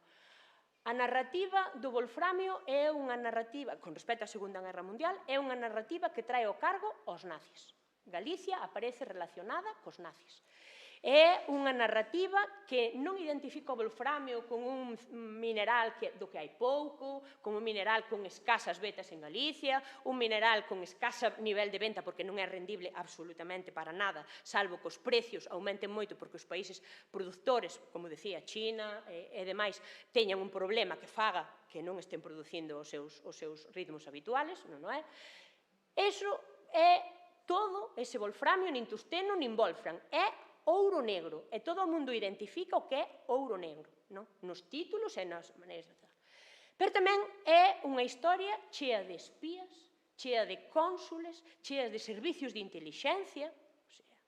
De repente, ese pouco mineral convertiuse no elemento de excusa de situar a Galicia na centralidade da Segunda Guerra Mundial. Non xa pasou de ser periférica España e periférica Galicia nesa guerra, na que, oficialmente, polo menos, o profesor Núñez Seixas sabe ben que coa División Azul malamente nos podemos denominar neutrais, pero oficialmente así era. De repente, esa periferia, ultraperiferia, convertiuse nun elemento central para explicar a Segunda Guerra Mundial, Galicia e o wolframio. E xa falamos, decía, cando lle recordaba as palabras que se utilizaban, que serán utilizadas sempre pola prensa. A prensa periódica, non sei, tamén pasa un pouco cos mártires de Carral, que cada certo tempo, cando toca o aniversario, algunha vez sale na prensa. Pois, cando a prensa habitual se queda sin moito que dicir ou se acordaron de algo, van ao wolframio. E a wolframio era el outro oro negro español que anhelaban nos nazi. Oro negro e nazi aparece sempre absolutamente relacionado en La Sexta, El Diario, todos os cucullín dos últimos anos, a través do ano 2000, que teñen unha pouca foto, é novamente o relato exitoso do wolframio en términos de aquí estaba Galicia na Segunda Guerra Mundial, con algo que decir sobre a Segunda Guerra Mundial. E o relato é propio das pantallas de cinema estadounidense. A fiebre do ouro e o ouro negro non responden a outra cousa que a esa homologación coa idea desas riadas de xente que iban a encontrar ouro aos Estados Unidos e demais, e son esas riadas de xente, de galegos, sobre todo homes, que iban a estes puntos, estes pequenos puntos na xeografía galega, tratar de enriquecerse co wolframio, cando o wolframio colleu uns prezos, absolutamente mareantes, sobre todo un punto masivo a partir do 41 ou 43, onde o wolframio subiu tanto de prezo, como veremos agora un pouco, que se convertiu nun produto anhelado, porque era un produto absolutamente estratégico, polo que pugnaban certamente os nazis, que iban comprando desde o 39, mesmamente desde o 38 incluso, e que trataron os aliados, sobre todo Gran Bretaña, de comprar, de acaparar nesa idea de compra preventiva para que os alemanes non puderan facerse con él. Nesta lógica, a linguaxe sempre é a linguaxe propia, como digo, de cine, unha idea cinematográfica do que está pasando en Galicia. E unha idea que se retroalimenta na prensa. El oro negro codiciado por los nazis para alimentar la industria bélfica, el Wolfram de los nazis, Casallo, los secretos de la mina del wolframio en una empresa nazi dirigida en Galicia. Nazis, tal, todos do ano 2000. Unha memoria que se retroalimentou, estuve mirando a prensa, sobre todo coa guerra con Ucrania. A guerra con Ucrania, como saben, fixo que as materias primas, de repente, certas materias primas que non tiñan interese, volveran a ter un boom. Entonces, desde que empezou, desde 2022, é moi usual encontrar noticias de prensa que volven a acordarse de ollo, que o wolframio galego, aquel que querían os nazis, poden non volver a querer agora esa Europa en guerra, de outra vez darnos importancia en contexto bélico. E tamén aparece moito en diferentes formatos, de blogs e demais, sobre historias da Segunda Guerra Mundial que se prestan a anecdotarios e demais.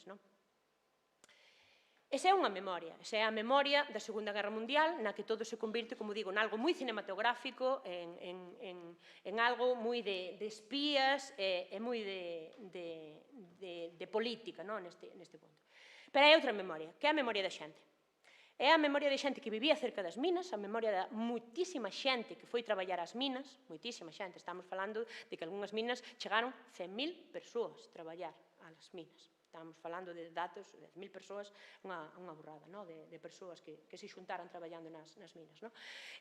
Dentro do grupo, dentro do departamento de Historia, antes contemporánea, agora Historia sin apelido, hai un proxecto que é Terra Memoria, que é de recuperar testemunhos da población, de todo tipo de xente, con temas moi variados, desde o traballo agrario, pasando pola represión franquista e demais. Neste proxecto recopiláronse varios testemunhos que teñen que ver co wolframio. E co wolframio é bastante interesante ver como se ve, que distintas memorias hai. Facer memoria non é só cousa institucional, neste caso da Universidade de Santiago e dun departamento, senón que hai moitos autores locales que tamén recuperaron memoria, é dicir, fixeron entrevistas que logo puxeron nos seus libros, moitas veces de libros que teñen unha tirada local, porque son dunha asociación ou dun concello, libros cos que é difícil despois dar.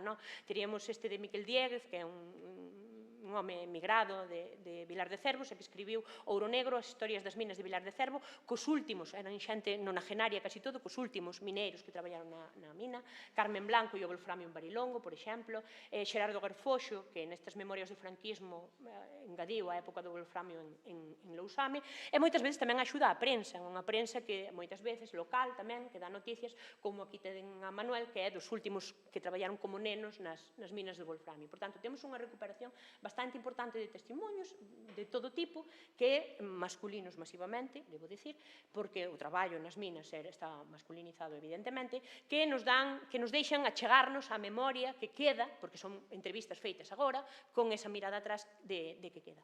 Tamén o audiovisual foi moi importante. O audiovisual, hai varios, máis de un, non quixen ser, traer aquí algo significativo, pero non exhaustivo, como as memorias nos tempos do Wolfram, un documental que a cargo de Antonio Caeiro, no que se recupera bastante información tamén sobre a xente que traballaba ali, ten moitos testemunhos, igual que, e nesto sí unha perspectiva de xénero, outro documental, que tamén tuvo moito que ver con da cultura galega, que é A Luz do Negro, o wolframio de Brea e o poblado de Fontao, que son das mulleres que traballaban nas minas. As mulleres non iban ás galerías, non traballaban o estricto, a idea que temos na cabeza de mineiro, pero sí traballaban limpando, separando o mineral, traendo materiais e demais.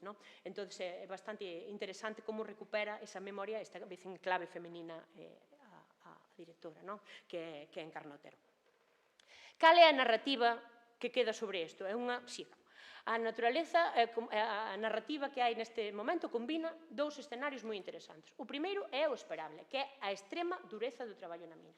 A xente fala da mina como un traballo que había facer porque na miseria reinante da posguerra os cartos que se podían conseguir na mina eran moi importantes para as rentas agrarias, pero todos falan das malas condicións de traballo, dos abusos aos que estaban sometidos por donos e encargados da mina. E, no caso das mulleres, redoblan ideas como o medo e os abusos a maiores dos que xa tiñan os obreiros, os mineiros varóns. Fálanos moi claramente desa brecha salarial, elas traballaban igual pero cobraban moitísimo menos. Fálanos esa doble xornada, elas eran mineiras ou traballaban na mina pero despois traballaban na casa e demais. Vanos facer unha memoria esperable no tempo no que o wolframio se explotou, é dicir, das miserias e dos medos da posguerra. Pero, xunto a esta memoria, aparece outra específica que é a da fame, a da pura fame que leva ás minas, da que quita moito o diñeiro das minas, leva a idea de medo. E a idea de medo ven moi asociada ao medo que pasaban por outros, que é bastante interesante, que é os destacamentos penales. Os destacamentos penales que estaban nas minas conlevaron unha memoria de medo en nombre deses homes que estaban ali condenados. Como saben, hai unha lei franquista que fai que por día traballado se condonaran algún día de pena. Moitos traballadores van a estar así, man de obra, por suposto, que non se pagaba nin se atendía suficientemente, nin nada, que as máis conocidas son as de Casallo, con Domingo Rodríguez Teijeiro ten un artigo sobre eso, pero as de Casallo é o máis estudiado, pero non só. É o medo que supoñía a presencia de Garda Civil nos enclaves mineiros porque estaban controlando, sobre todo, esta mão de obra de presos. E o que eso supoñía na atmósfera de medo que se vivía nas minas. E igualmente un medo asociado á presenza da guerrilla. A guerrilla, no caso de Casaio, está claro, hai outro documental que convido a ver a que non o fixera, que é A cidade da selva, que nos fala moi ben de como era a vida nese poboado da guerrilla, e a súa relación ca mina, unha mina de Boboraz que está ao lado, verdadeiramente. Bueno, ao lado en Carballeda, é dicir, Carballeda de Valdeorras, hai que pasar 2 montañas, está ao lado, pero está verdadeiramente cerca. E o que eso supoñía, que é o que leva a unha memoria, a memoria dunha guerrilla que non loita só contra o franquismo, senón loita contra os nazis, porque todo ataque ás minas era sentido e relatado en términos de tamén iban contra os nazis. Por tanto, volve esa narrativa dos nazis, pero é moi asociado ao medo, tanto a presencia dos batallóns como a presencia dos guerrilleiros. Pero con esta memoria máis menos esperable está outra memoria que é asociada ao extrapelo ao contrabando, non por menos esperado me parece interesante, senón porque cambia diametralmente a memoria existente. A memoria hasta aquí é unha memoria de gris e miseria, e agora é a memoria dos cartos, e é a memoria dun tempo colectivo de felicidade, diría eu. Como se construye un relato de todo o que conseguimos na mina en términos dunha economía bollante durante un tempo curto no que o resto todo era miseria. Collín aquí un dito dun rapaz daquela, Eliseu Mourelle, que está no libro de Blanco de 2016, que dicía, a frase que máis oí era: rapaz, canto queres pola pedra? Porque se pagaba o que se quixera. Os moitos cartos derivados da venta en extraperlo, ou sea, directamente ali nas zonas de minas, ou pasando a raia, sobre todo, facendo o contrabando. É un relato de cartos que toca a todos, os traballadores e traballadoras da mina, que deixaron de ser campesiños, moitos deles, para convertirse en miñeiros, outros seguiron sendo esta duplicidade, pero se dedicaron ao mercado negro, os aventureiros, que eran aqueles que traballaban nas minas co permiso da empresa, collendo o que iba quedando en diferentes galerías e que despois vendía a empresa, e os rebuscadores, que eran os que iban á fortuna de entraban na mina con sorte de que non foran collidos polo personal de seguridade da mina, despois acaba eso para o extraperlo. Dice unha das, Antonio Caeiro, nas memorias do franquismo, nas memorias do Wolfram, colle dous pequenos breves testemunhos que dicía: aquí éramos artistas de todo, extraíamos wolframio mesmo dos mangos dos machetes e mesmo nos zocos, nas madeiras dos zocos, debaixo. Este é continuo. A idea de cuán listos fomos, cuán arteiros fomos, cuánta listura houve nese tempo para poder sacar o wolframio. Son testemunhos de capacidade de superar a aquelas persoas que exercían o control, que se sobarda xa non só a mina, senón tamén o franquismo, esa capacidade, esa pillería que os levou a aproveitar o momento. Son términos de máis aló do traballo que se facía, conseguimos facernos con moitos cartos. A moita xente a mina quitouna de pobre, decían outros, e falaban dando conta deste contraste entre o que era a vida miserable dos anos 40 e o que supuxo a mina para moita xente. No municipio de Carballeda, pobre de por vida, sufriu con a explotación das minas de Wolfram durante a Segunda Guerra Mundial un cambio brusco no modo de vivir. Aquí, de todo, era a medias. A vaca, a ovella, o porco, vai deixar de selo. Xa non se cambia o xamón polo touciño e a alimentación é máis abundante e equilibrada. Desaparece o bocio e outras enfermedades endémicas. Se ben é certo que a curta actividade e o acceso brusco das minas lles vai facer de novo na miseria, lles vai facer caer de novo na miseria secular que viñan padecendo. A memoria, esta memoria, é unha memoria que eu chamo memoria de trampantoxo. É unha memoria, é un punto de fuga. É unha memoria que remite o único momento, casi de, insisto, felicidade, de diñeiro fácil, de volver a unha vida que se pretendía normal, que o resto de todo o relato da posguerra non permite. É o tempo da fame negra, é o tempo do medo, é o tempo da miseria, e aquí o que temos é o tempo do esplendor económico. Un esplendor económico que tamén ten moito asociado á memoria local das propias explotacións. O que era Fontao e o que é agora, contan os veciños. Ese esplendor de 10.000 personas viñeron aquí, como subiu o censo, é que aquí chegou a haber tabernas, é que aquí había cine, é que aquí xogabas ás cartas. Son os momentos de vida máis menos normal, nun tempo de vida non normal, marcada polo franquismo e pola guerra civil, e marcada pola infelicidade en termos xerais. Entonces, verdadeiramente, o wolframio converteuse nese punto de fuga, nese trampantoxo vital de momento de éxito, que se conta en términos, como se conta na Segunda Guerra Mundial, en términos de aventura. Unha aventura que vai estar moi marcada, despois deixará moita pegada no mundo literario e no mundo de audiovisual. Apenas hai audiovisuales que vayan máis alo desto. Collín unha que creo que teño que ver co xeracional, que é un documental de Sanfiz, 1960, de Irene Pin, que é unha autora, unha directora moi nova, e que fala de algo que normalmente non quedou na memoria, que son as consecuencias dese wolframio. O problema nos ríos, o problema ambiental nos ríos, como a memoria acabou aí, non pasa como Carral, que se volve a reinventar, non, quedou aí, como a historia, como a memoria dos pillos, ou como a memoria do traballo, pero non se volve a reinventar, e só en moi poucos lugares se volve a traballar de outra maneira esa memoria, como unha memoria que recupera problemas ambientales, problemas cos veciñanza, que non todos estaban de acordo con el. Acabo dicindo que, como decía un terceiro enclave, e quizá o máis importante hoxe en día, é o wolframio na literatura. Desde os anos 70, o wolframio forma parte de toda unha literatura, se non parte central, si unha parte moi importante. A balada do Wolfram, de José Fariña Jamardo, dos 70, o Cabalo de Ouros, de Beto Freixanes, As plumas do Moucho.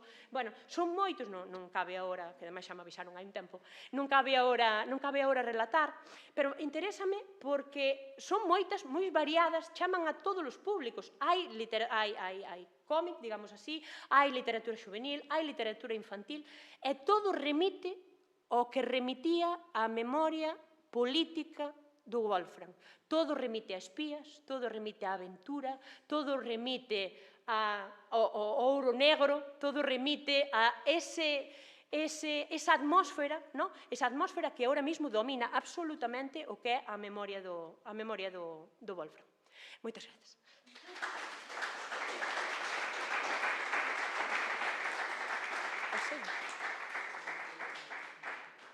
Moitas grazas, profesora Cabana. E agora imos dar paso, obviamente, ao derradeiro relatorio. Suxiro que te pases por aquí, me presentas brevemente, me controlas. Te presento, para. Isto non estaba preparado. Ai, amiga.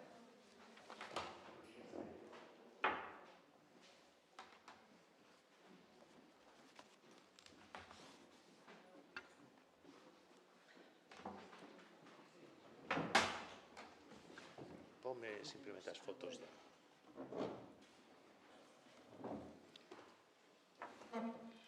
Vai, habería moito que dicir, pero como non estaba preparado e ten un currículum tan largo, vai perdoar que non o fague. Como todos saben, Xosé Manuel Núñez Seixas é catedrático de Historia Contemporánea, e agora forma parte desta casa, está na directiva do Consello da Cultura Galega. É un home tan prolífico que é imposible saber cal é a última publicación, porque xa fixo dúas desde que tú puideche ler a última, que era de hai unhas semanas. Entonces, desde logo, é un home que, como saben, dalle a todo, diríamos, a emigración, ten nel un gran especialista, a emigración galega, pero igualmente a historia política, a historia do nacionalismo non só galego, senón europeo, e igualmente a historia cultural, en términos sobre todo relacionados co período bélico e lugares de memoria ahora que tamén lle interesan, xa non só en Galiza, senón en Europa e case no mundo, asociado a lugares de represión. Igualmente, últimamente, ten unha moi importante pegada, estudo, todo o que ten que ver nese ámbito da historia cultural co folclore, cos usos políticos que se fan do folclore. Dentro da Segunda Guerra Mundial vai ser moi importante a súa investigación sobre a División Azul. Me queda mal, así é logrado. Seguro que lle deu algo que non lín aínda, pero, bueno, é verdadeiramente un placer para min presentalo, claro estar á beira a ver se pegara algo. Profesor Núñez, cando queira. Moi ben, moitas grazas, profesora Cabana. Eu vou amosar, sobre todo, as fotos que ilustran a entrada no sitio da rede, no portal da rede, dedicado a isto na página do Consello da Cultura Galega, e comezo por esta foto, que quen coñeza quizás a Colectiva Galega de Bos Aires, o Bos Aires lle será familiar, para que non digo que isto é un inmoble situado na rúa Chacabuco 955, no moi turístico e no seu momento moi galego bairro de San Telmo, para orientarnos en termos porteños, diríamos Chacabuco, Estados Unidos, que é a sede da Federación de Sociedades Galegas dende mediados dos anos 40 até a actualidade. E vou comezar cun moi breve bosquexo de egohistoria, que cando eu entrei aí por primeira vez en agosto de 1998, cadrou co día que morreu un exilado ilustre, que ademais fixera da Federación de Sociedades Galegas dende a súa chegada a Bos Aires a súa segunda casa, que foi Arturo Cuadrado. Poeta, en fin, como saben, despois moi comprometido coa República, tendencias comunistas ou filocomunistas, en fin, el, sobre todo nos últimos anos da súa vida, pois prácticamente vivía na Federación de Sociedades Galegas, pero non só iso, non se estaba ali a capela ardente de Arturo Cuadrado, tapado cunha bandeira tricolor republicana, senón que coñecín a unha madre de Maio nada en Cedeira, chamada Dionisia López Amado. Dionisia López Amado pois, foi unha das principais dirixentes do movimento de Madres de Maio na zona norte da cidade de Bos Aires. Ali se reunía co seu grupo de actividades, unha muller que perdera pois, tamén unha filla, un neto, a maos dos militares, dos secuestros organizados polos militares, e que, digamos, é unha muller dun temple, dunha forza moral tremenda. Isto no mesmo día, pero o día seguinte, cando comecei a ir ali a ver arquivos, en fin, a ver, no seu momento, na parte de arriba, tiñan toda unha serie de armarios onde se guardaban os papéis das diversas sociedades de instrucción, agora irei sobre isto, que conformaban a Federación de Sociedades Galegas. Pois eu tengo a ocasión de coñecer a un persoaxe, podemos decir, un tanto peculiar, chamado Ixinio Martínez, que era un celtista furibundo, é dicir, el díxome que non debíamos dicir fogar de Breogán, senón fogar de Brugan, que ese era o nome céltico, que ademais fíxese que Birmingham se di Birmingham, e non Birmingham, ou que Pontevedra, estaba certo que non viña de Pontevella, de Pontus Vétera, senón que tiña orixe celta, e ademais reintegracionista. El tiña a súa propia normativa do galego.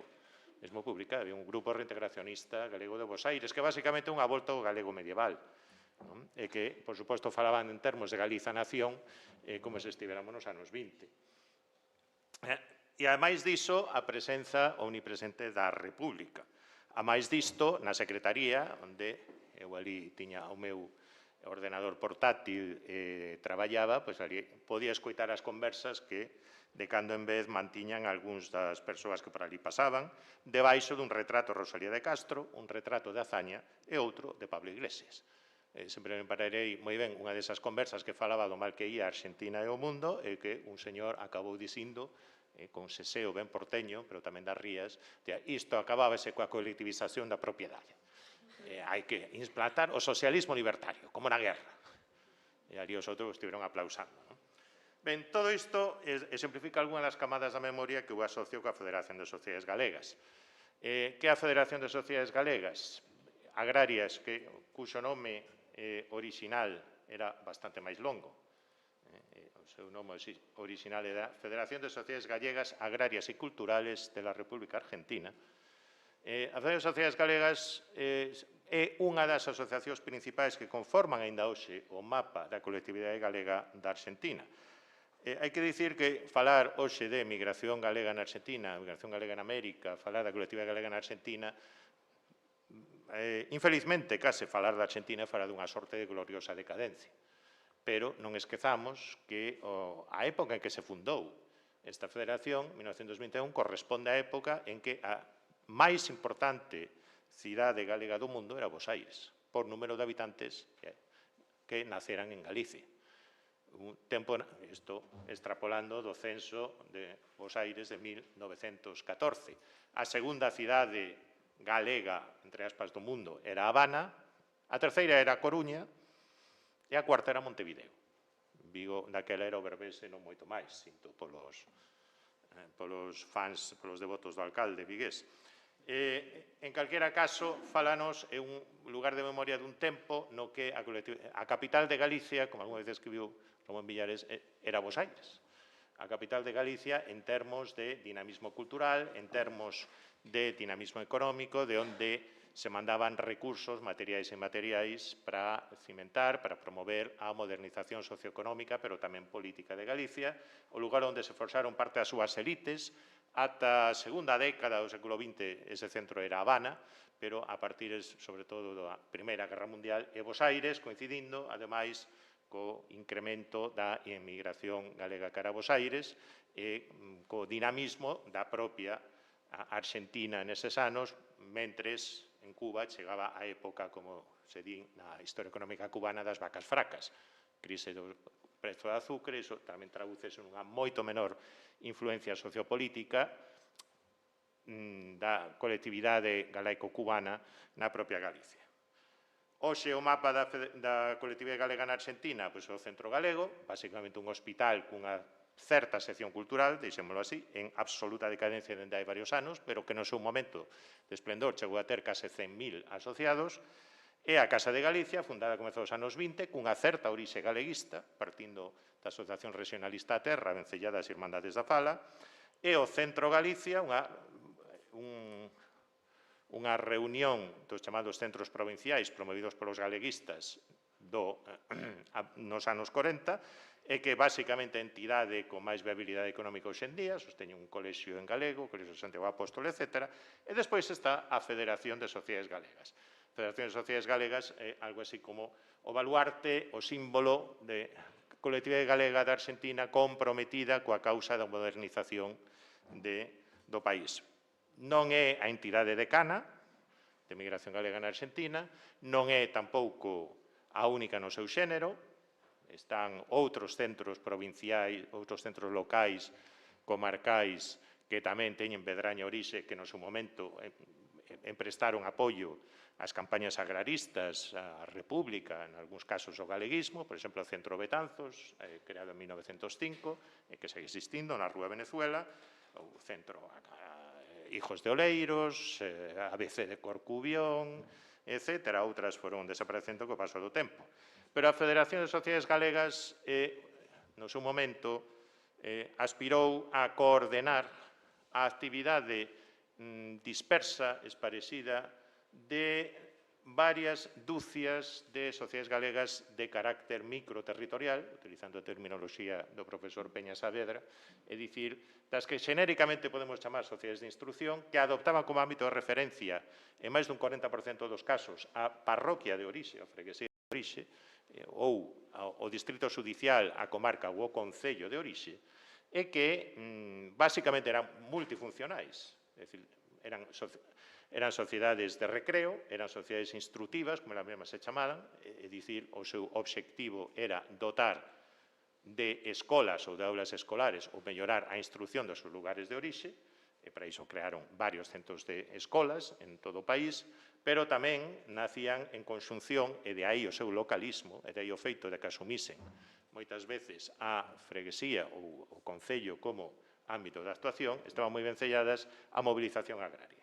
Están moi vencelladas as sociedades agrarias, a axitación anticaciquil no campo galego dende comezos de século, o Directorio de Teis, a Acción Gallega, Basilio Álvarez, etc.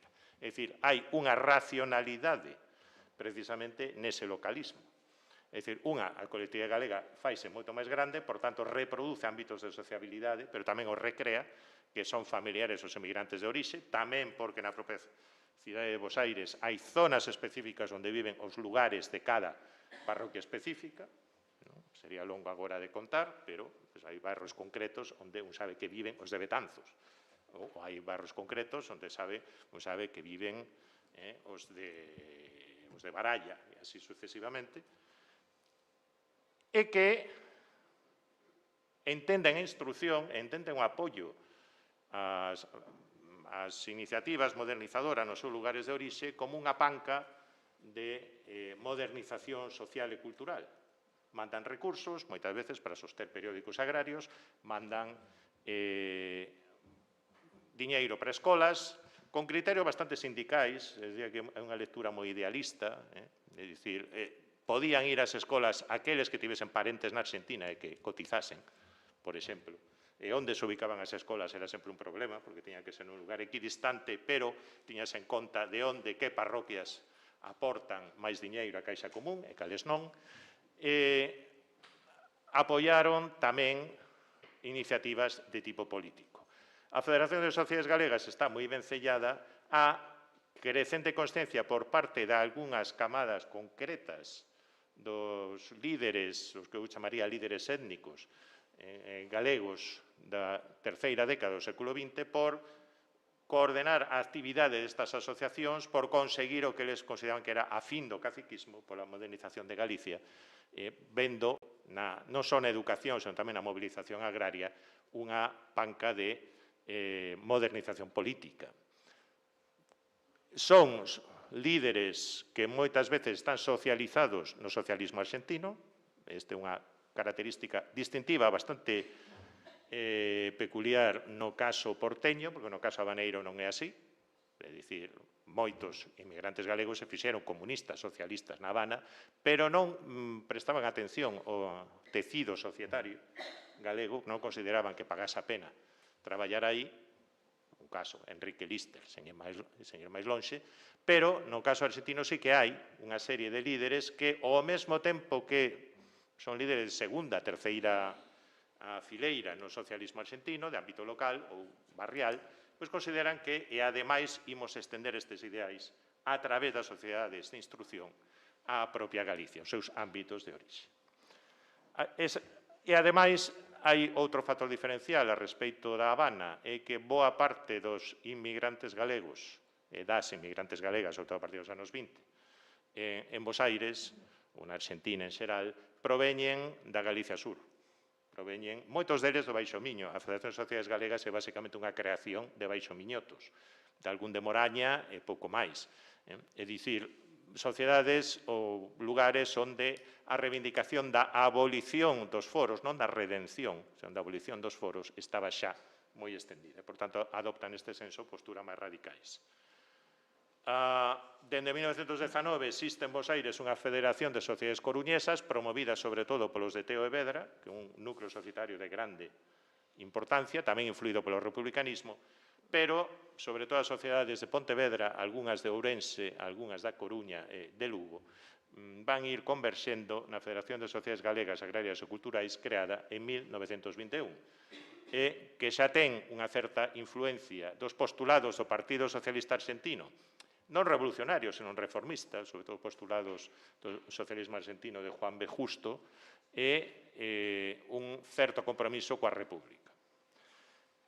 Avanzan rapidamente, ten varias sedes, Perú, 359, outras moitas, todas elas en barrios que podemos chamar case étnicos galegos, sobre todo en Montserrat, centro, San Telmo, ata que, a mediados dos anos 40, adquiren o local en propiedade que seguen a manter en parte, que é este de Chacabuco 955, e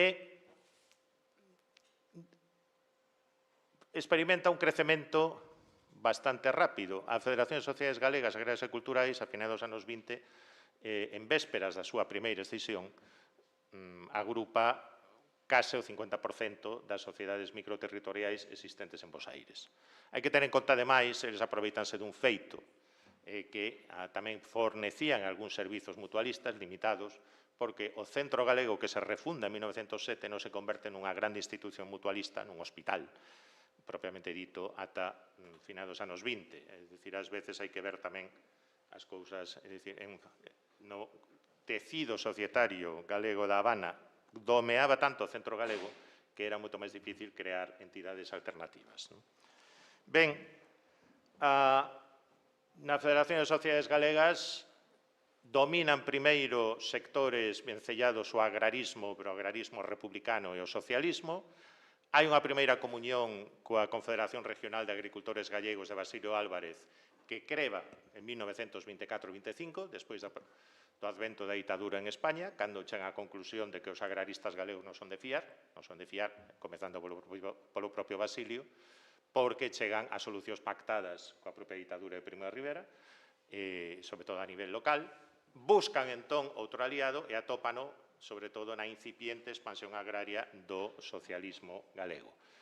E dende 1925-26, os sectores que estaban ligados ás Irmandades da Fala, os primeiros nacionalistas galegos de Bos Aires, tamén entran na Federación e van a conseguir grande influxo, sobre todo, no seu voceiro de prensa, el Despertar Gallego e despois Galicia. Aí é onde fan as súas armas, por exemplo, escritores como Eduardo Blanco Amor, Ramón Suárez Picallo, Antón Alonso Ríos, que de ser inicialmente un mestre socialista, despois, digamos, convertido de alguna maneira a un galeguismo progresista, Manuel Cao Turnes, bueno, algúns outros nomes menos coñecidos. Tanto é así que a mediados dos anos 20, a finais dos anos 20, a Federación de Sociedades Galegas de Bos Aires, que tiña alrededor de 15.000 asociados, nominalmente, un orzamento relativamente importante, é probablemente a entidade de maior forza que controlan sectores vencellados ao galeguismo político en todo o mundo. Isto leva a unha serie de tirapuxas internas entre galeguistas e socialistas. Os socialistas porteños, os socialistas galego porteños son ademais especialmente antigaleguistas, mentre os galeguistas porteños, que veñen en parte de esquerda, teñen ademais un galeguismo moi posibilista. Por exemplo, moitas veces fan propaganda en castelán, é dicir, danse de conta de que o contexto obriga. Levan a cabo iniciativas, por exemplo, como celebrar, antes se mentou, tamén referido ao exilio, pero celebran o Día de Galicia, o Día de Pardo de Cela, o 17 de decembro, con unha serie de palestras, actividades, etc. Bueno, isto viña moi ben porque iso cadraba con que despois ian de vacacións en xaneiro, é dicir, o verán porteño, pero, en todo caso, era unha non rexeitan celebrar o 25 de xullo por clerical. En 1929 hai unha escisión, unha é a Federación da Rúa Mitre, outra vais á Rúa Belgrano, e a Federación Galeguista leva máis asociados, menos sociedades, a Federación Socialista leva máis sociedades e menos afiliados. Pero aquí o fundamental non é iso, o fundamental é que a Federación Galeguista, por exemplo, en 1932, adírese ao Partido Galeguista, envía unha delegación con Ramón Suárez Picallo, con Antón Alonso Ríos, con Pedro Campos Couceiro e Xulio Sigüenza polo Centro Galego Montevideo, dos que dous membros desa delegación, Antón Alonso Ríos, Ramón Suárez Picallo, son os que despois son eleitos nas listas electorais da Orga, despois suman ao Partido Galeguista e teñen unha vida política e son líderes importantes. Vicente Risco, que desconfiaba dos americanos porque eran laicos, porque eran revolucionarios, porque tenían ideas así, sempre dicía, no, pero está ben que veñan porque estes son máis políticos que nós. Veñen de outro contexto, saben moito máis da agitación. Ben, 1936 as dúas federacións volvense a reunir, por qué? Porque gaña prioridade absoluta a República, é dicir, defender a República. Hai, en teoría, un programa de síntese, pero o certo é que nos anos 40 e 50 a Federación convértese nun ámbito de batalla entre pro-galeguistas, sobre todo cando chamamos exiliados galeguistas, e republicanos, despois comunistas, socialistas, en boa parte fortemente antigaleguistas. Sería longo de contar, pero esas leas internas duran case ata finais do século XX, e, sobre todo, dende os anos 40, hai un crecente divorcio entre galeguistas, entre os sectores vencellados, o Consello de Galiza e a Castelao, e a propia Federación. Entre outras razóns, porque os exilados galeguistas promoven a constitución de centros provinciais, é dicir, na vez de reforzar a Federación, isto víase como estrategia divisionista, reunir sociedades comarcais ou locais nas que tiñan influencia para dinamitar a Federación dende dentro. Todo isto moi rápido, o día de hoxe a Federación alberga o Museo de Migración Galega na Argentina, pero creo que exemplifica moi ben cales son as, eu diría, 8, moi rapidamente, se teño tempo, 8 camadas de memoria que coexisten na Federación. Unha é un lugar de memoria do agrarismo, do socialismo agrarista, do agrarismo socialista, e dunha colectividade galega que foi e que xa non é, e da que apenas queda memoria, porque a propia memoria do asociacionismo microterritorial é moi feble. Varios dirixentes de entidades que tiñan unha orixe precisamente na movilización anticaciquil, un pedimento de axuda que viña dunha asociación agraria de Galicia para que os fillos ausentes se coordenasen e mandasen recursos, esa memoria perdérase. Había que explicar, mire, este señor que este aquí, neste retrato era fulanito, que editou un periódico anticaciquil, etc. Esta Valencia é hoxe a menos presente, aínda que é a que deu orixe a Federación. En segundo lugar, é un lugar de memoria, sobre todo, o compromiso coa República. Non é o único, hai outros, como o Centro Betanzos, poño por caso. tanto da súa proclamación, da intervención proactiva dos emigrantes na política galega naquel tempo, pero, sobre todo, coa compromiso coa República en guerra, cando a Federación de Sociedades Galegas convértese nunha das entidades máis importantes á hora de mobilizar apoios nas Américas. Outro Frente Popular Antifascista Galego de Nova York, eran menos, pero tiñan dólares, entón valían máis. E, de feito, da Federación xurden iniciativas, con a constitución da Central Gallega de Ayuda aos Refugiados, é unha das entidades que nuclea as varias entidades arxentinas, galegas e españolas que envían cartos para a República, son as que tamén presionan aos presidentes autoritarios, Justo e despois Ortiz, para que non recoñezan o goberno de Franco, basicamente. E son despois a Federación de Sociedades Galegas onde se monta, onde se artella a Central Gallega de Ayuda aos Refugiados, e no xornal da Federación, que entón pasa a chamarse Galicia, chamarse Galicia en 1930, onde se publican as listaxes de refugiados galegos no sur de Francia, é unha das principais fontes que temos para reconstruíros. Por que se publicaron? Porque a partir de aí hai todo un movimento de recolecta de doazóns, de fondos, tamén por parte de sociedades microterritoriais que se enteran, mira, fulanito, que o meu curmán resulta que agora está en Argelès-sur-Mer e quere vir, pois imos recolleitar fondos, imos facer unha festa, e entón fulanito pode vir a Bos Aires. Hai varios casos destes refugiados máis anónimos. Hai outros casos máis coñecidos, cando chega o buque Masilia, etc., a mobilización do xornal Crítica, aí está sempre a Federación polo medio, pero isto xa prefigura o que vai ser a terceira camada de memoria da Federación con un lugar de acollida dos exilados. Exilados, sobre todo, de esquerda, exilados autocomunistas. O primeiro, realmente, Alonso Ríos, que chega en 1938, un itinerario peculiar a través de Portugal, etc. Pero poderíamos falar de outros moitos nomes, Manuel Gerpe, o propio Arturo Cuadrado despois, personaxes máis anónimos, se hai alguén de Salvaterra, igual lle soa Manuel Mariño Méndez, que foi alcalde de Salvaterra durante a Segunda República, afiliado ao PSOE, que previamente fora un dos fundadores da Unión Progresista Salvaterra de Miño, que todos asociamos con Manuel Puente, o xolleiro mecenas de Castelao, e que despois foi levado a Bos Aires polos seus paisanos. E despois ese lugar de acollida de exilados nos que se acollen ou se celebran actos, por exemplo, en solidariedade con Seoane Galloso, 1947, onde recita poemas Alberti, onde aparecen todos os exilados de certo relevo que se radicaban na Argentina. E, de feito, o vello Centro Republicano Español tamén tiña, por un tempo, sede na Federación.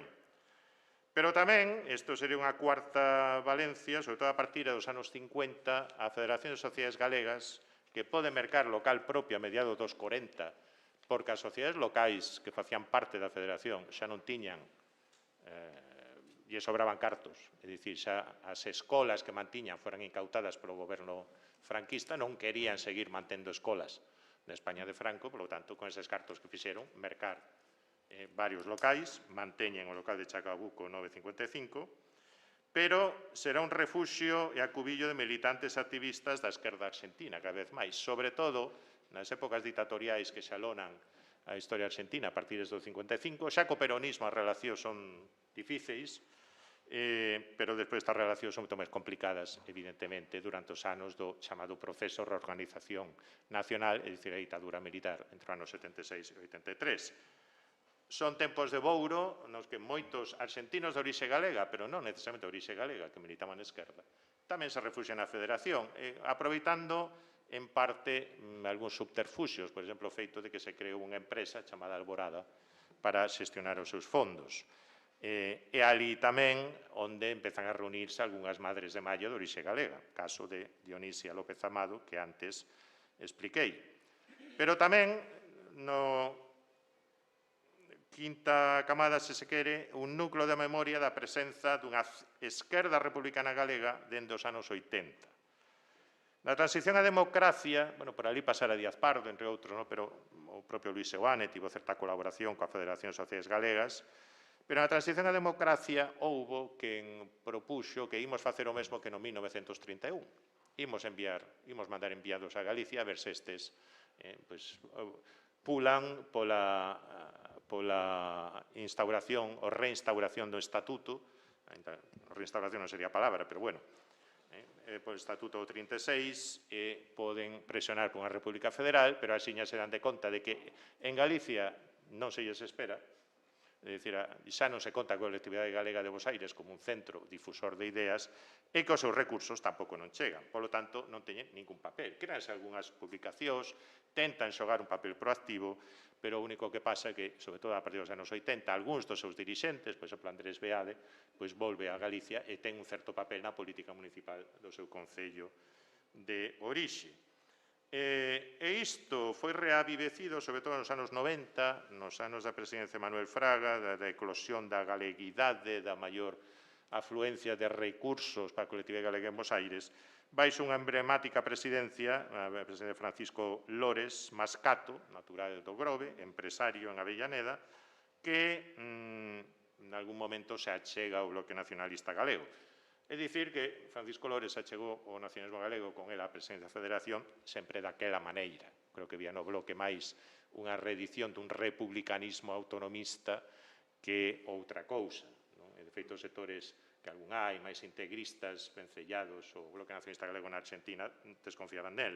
Pero, en todo caso, o que quería demostrar era na colectividade galega de Bos Aires non todo é fraguismo, digamos, senón que hai sectores que mantemos viva esta memoria. É un lugar de memoria tamén do galeguismo porteño, pero neste senso eu diría que moito menos fraco. Houbo tentos, sobre todo na segunda década do século XXI, e aí, de feito, no Consello tamén algo colaboramos, por recuperar, sobre todo, unha figura, a de Ramón Suárez Picallo, sobre todo porque Ramón Suárez Picallo estuvera vencellado á Federación, do 25, pero tiña un pasado vencellado ao sindicalismo porteño, despois a escisión pro-bolchevique do socialismo argentino, ata que se fai galeguista, en parte grazas á súa relación de amizade con Blanco Amor. Entre que outros, como Blanco Amor, como Cao Turnes, a chamada Sociedade de Arte Pondal, que son os primeiros a ser independentistas en Bos Aires, independentistas galegos, pois está moito menos presente, e mesmo condenados a unha certa damnatio memoriae. Pero esqueceuse así que a Federación fora unha das entidades máis importantes que foron controladas polos galeguistas ata a Segunda República, ou que foi entidade adherida ao Partido Galeguista, ou que aí se celebrou as Semanas Gallegas cada 17 de decembro, pois celebraban a Pardo de Cela. Finalmente, é un núcleo de inquedanzas ligadas ás novas xeracións da cultura galega en Bos Aires, aquelas inquedanzas leadas á segunda e terceira xeración dos nados, dos fillos e netos de galegos, pero que tentaron recrear a cultura galega. O seu lugar de referencia sempre foi a Federación. Non só, pero sobre todo. É dicir, xeito novo, que non lle soará a ninguén, pero búsqueno, porque ten composicións realmente meritorias, sobre todo porque practican a mestizaxe, sobre todo porque combinan ritmos porteños ou montevideanos, como, por exemplo, candombe coa gaita. Isto sempre, é dicir, sería unha longa discusión agora, que mesmo tivemos unha vez nesta mesa daquela secretario xeral de Migración do goberno de Fraga, pero hai certa tendencia na colectividade galega, nas elites máis vellas que migraron despois do 46, a manter as gaitas, a música tradicional, as muñeiras, pois como eles as lembraban dos anos 40. Houve unha xeración que dixo, isto hai no que modernizar. Aprendemos a tocar a gaita, pero queremos darlle un sentido máis moderno. Xeito novo foi hoxe en día sería a Biblioteca de Lectores e Lectoras Galegos de Bos Aires, na propia sede da Federación, porque, finalmente, que a Federación agora quere se converter, e de feito, en parte o conseguiu, como o principal arquivo da colectividade galega e como sede do Museo de Emigración Galega na Argentina, en parte fomentado ou financiado en de Galicia, aproveitando a grande riqueza dos seus propios fondos arquivísticos, pero tamén recolletando fondos particulares. Por que se chama MEGA? Bueno, debería chamarse MIGA, non? Museo de Inmigración Galega na Argentina, pero de miga, pois son a sándwich de miga, como se di na Argentina. Entón, había aí certo medo a rexouba. Ben, A Federación, non falei de interpretacións historiográficas, porque tampouco non hai tantas, a Federación é, sen dúbida, unha das entidades senlleiras de migración galega, quizáis menos coñecida que o Centro Galego da Habana, que o Centro Galego de Bos Aires, que a Casa de Galicia Montevideo e algunha máis, pero, sobre todo, un testemunho, primeiro, dunha Galicia e dunha emigración galega que foi e xa non é, do seu glorioso pasado, pero tamén das diversas camadas que se asociaron á interpretación deste lugar. Nada máis.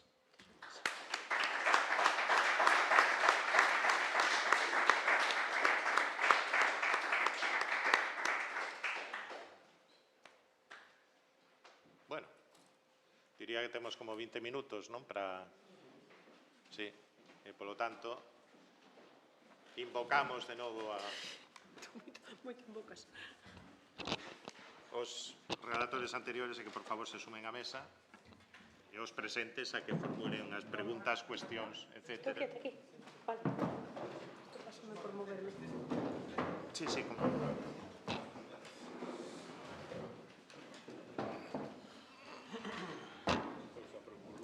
Hombre. Aquí é fácil. Se acabou este.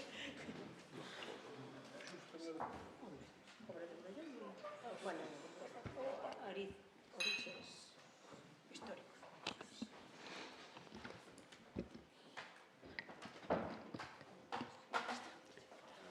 Ali Marilar e ali Frigueiro.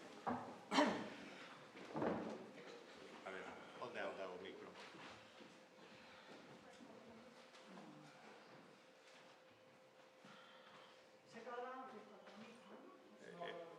Non hai micro? Entón, que facemos?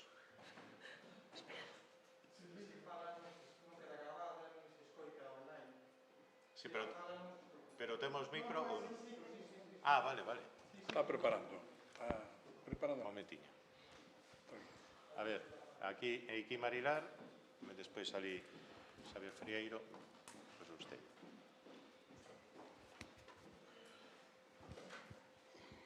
Ben, moitas grazas. Moi interesante. Dúas preguntas sobre a participación das mulleres. Unha a Ana. É sobre a participación específica das mulleres no extraperlo. E estos son historias que vou contar na segunda parte da década dos 70, en Vigo. Unha das persoas que me contou que ela facía extraperlo era Carmen Mucha, que foi senadora do PSOE, e como as mulleres, cruzando o miño, entón, non sei, porque o que comentaches. E a segunda é sobre Carral, e é porque pareceme que unha participación que está esquecida en toda a historia de Carral, non falo do monumento, é a de Juana de Vega, porque Seica foi na súa casa onde un dos lugares onde se preparou o levantamento, e hai unha serie de telegramas despois, non me acordo do nome do individuo, do que era o xefe político de Galicia, dicindo que había que desterrala. Entón, son esas dúas preguntas. Grazas.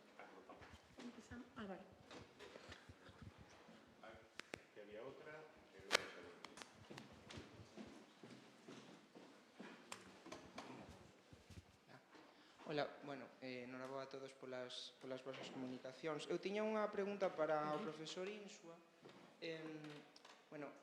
Despois da túa explicación quedou claro que esa porta de Carlos V é un elemento fundamental da identidade local de Viveiro. Pola miña propia trayectoria de predoutoral, quería preguntarche se ese elemento da identidade local tivo algunha proxección nacional, a partir da cuestión de que a identidade nacional, en moitos casos, recurre ao máis próximo, ao máis cercano ao individuo para construirse. Entón, hai algunha narrativa nacional, sea española, sea galega, en torno a ese elemento tan local, aproveitando, por exemplo, a figura do rei emperador Carlos V, ou a cuestión da resistencia local fronte ao francés, que moi apropiadamente, como pasa noutros moitos casos, se pode empregar para construir esa identidade española a partir do máis local. Grazas.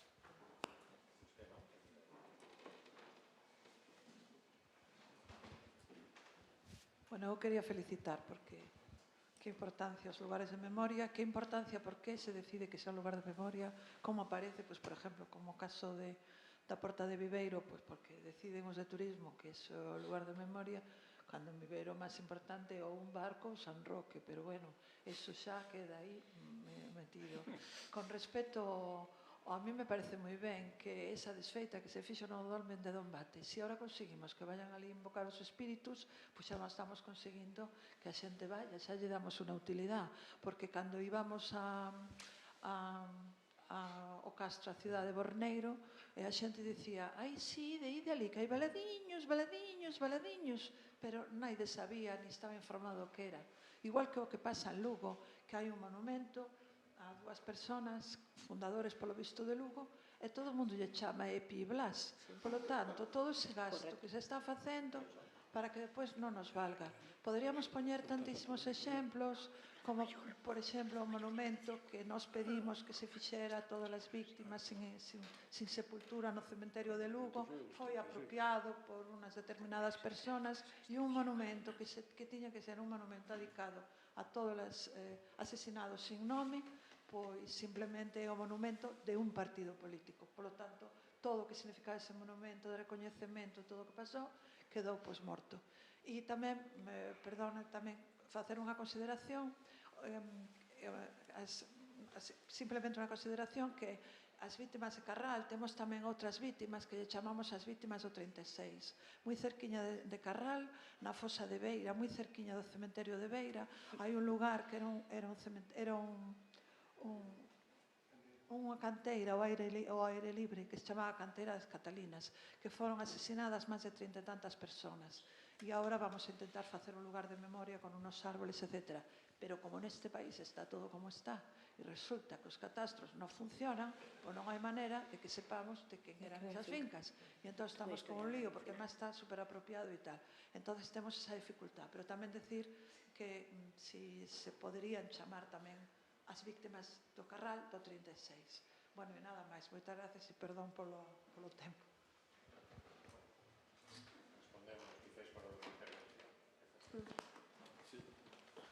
Bueno, non, simplemente por referencias aí ao dolmen de Dombate, bueno, a política de xestión do patrimonio é moi intervencionista, non? Creo que estamos un pouquiño ancorados ainda nese modelo dos anos 80-90 de centros de interpretación, aulas didácticas, grandes investimentos, parques temáticos, ben, habría que darlle unha volta a iso, pero bueno, este quizás non se xa o tema aquí. Agora ben, o que está acontecendo nos sitios arqueolóxicos en Galicia é o produto da nosa sociedade dos tempos que corren. Aquí temos xente que ten traballado de guías en xacecementos arqueolóxicos, en todas as excavacións arqueolóxicas nos últimos 10 anos, aparecen afeccionados, aparece xente mesmo moi concienciada co patrimonio, pero o target, como din agora os...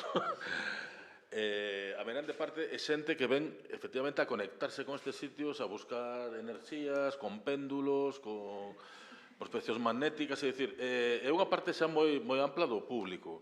E isto ten que ver cos tempos da posverdade nos que estamos, é dicir, a autoridade científica hoxe en día é menos autoridade que nunca, e o trumpismo e todo isto que estamos vivindo na actualidade, o mesmo o reaxir aí do neofascismo, ven dado precisamente por estes discursos de todo vale, non? Realmente, o noso discurso científico sobre o pasado, no que se alicerza realmente a construcción ideolóxica destes sitios como lugares de memoria, as novas xeracións cada vez lle interesa menos, pero que aparte temos unha parte da sociedade que, bueno, aposta por estas novas visións esotéricas do patrimonio. Entón, bueno, a fin acaba vindo a miña impresión que en Dombate conta máis o número de visitantes anuais, porque os políticos e as políticas, ti ben o sabes, un alcalde ou unha alcaldesa que se meta en temas de memoria histórica sabe que lle vai a descontar votos. Eso sabe de entrada, porque é unha cuestión que divide a comunidade local, non? Hai que ser moi orgulloso, moi valente, non? Para que un alcalde ou unha alcaldesa realmente aposte pola memoria histórica, non?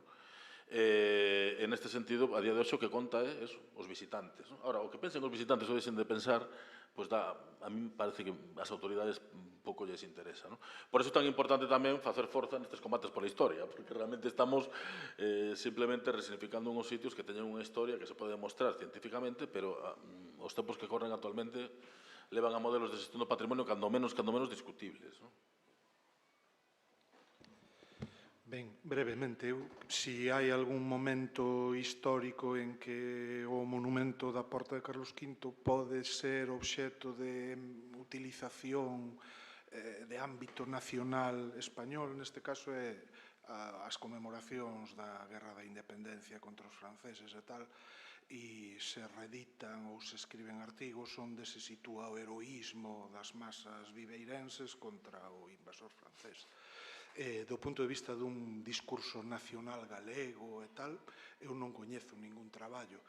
Ao mellor esta entrada que fago eu vai ser o primeiro que sitúe o momento histórico de elección do monumento como momento histórico realmente da castelanización oficial, toponímica, o momento de difusión del vivero que ven a sustituir ao viveiro, porque toda a documentación de vai e ven escritos a Valladolid, a Chancelería, pedindo e tal, e tú me dalle, aí xa se ve claramente a castelanización. Entón, dificilmente desde un discurso nacional galego o monumento vai ter, diríamos, virtualidade en sentido positivo. Outra cousa é que se explique ou que se contextualice como unha mostra máis depois dese imperialismo castellano ou centrípeto que se exerce. Entón, creo que tal. É unha referencia moi local, no sentido identitario local. Non vos comentei na exposición, pero Vilar Ponte, Noriega Varela, Luz Pozo Garza, hai cantidade de textos literarios de Viveiro ou de autor vinculado a Viveiro que o mencionan, que o sitúan como escenario de... aí sí que xoga con moita forza o símbolo. Pero eu creo que a pregunta de Frieiro tamén se refería como referencia local do propio nacionalismo español, é dicir, como baseada tamén francés, non sei, nunca, por exemplo, na serie de nos selos dos anos 40, 50, 60, que reproducían moitos monumentos históricos, nunca se reproduciu, sí. Na etapa en que Dona Petri, o cronista oficial, diríamos, o factotum a nivel cultural, sí que se nota moito esa utilización do monumento. Por exemplo, hai un momento en que se instalan na dianteira da Porta de Carlos V os canóns rescatados do fondo da ría, do Bergantín Palomo e da Fragata Madalena, non? É dicir, o naufraxio da escuadra cántabra, que ten que ver tamén coa Guerra de Independencia. Ese é o momento en que, vamos dicir, traen ao rego do nacionalismo español de posguerra franquista que conmemoria o segundo centenario da loita contra os franceses. Aí xoga un rol, pero non queda tampouco memoria deso. A memoria que queda, como en tantos outros sitios, está moi banalizada porque ahora se fai unha especie de teatrillo co presunto desembarco de Carlos V na praia de Covas, unha comitiva que chega ata Viveiro, ata o casco de Viveiro, pola ponte pa diante, e polas rúas de Viveiro a hostelería monta unhas mesas corridas con ambiente que non sabes moi ben se é medieval, renacentista, castrexo ou prerromano, e a xente paso de maravilla disfrazándose de Carlos V, de Juana la Loca e de Felipe el Hermoso, así de claro, como tantos outros sitios, verdad? O Ardelucos e a festa da historia de Ribadavia e tal. Aquí a xente que quere pasalo ben, divertirse e disfrazarse. O histórico así científico, bueno, para especialistas. Sí, no. Por ilusiones. Sí, bueno, esta semana, hoxe vamos a facer unha segunda sesión dos seminarios que promova a Academia sobre este punto. En Lugo foi sobre o Ardelucos e sobre a festa da historia. Creo que non puiden asistir, infelizmente, pero tuvo bastante éxito. Moita xente. De modo que é verdade que a xente que quere pasarlo ben, pero nós non facemos eso para, nós digo desde a Academia, non queremos facer eso para que a xente pase ben, senón tamén para que, digamos, se difunda a historia de outro modo, ou aproveitar eso para contar outras cousas, como isto de lugares de memoria, porque realmente isto non é historia exactamente, pero ten parte de historia, ten parte de percepción sucesiva e cambios sobre cada cousa, un monumento, o que sexa, en fin, nese estamos.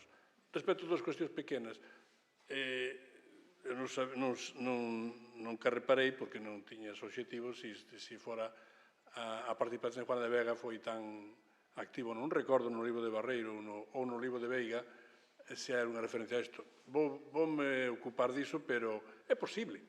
O sea, é posible que algúns dos provincialistas estivesen na casa de Juana de Vega, pero non o sei, por tanto non che podo dicir. E respecto das outras vítimas do Carral, pois,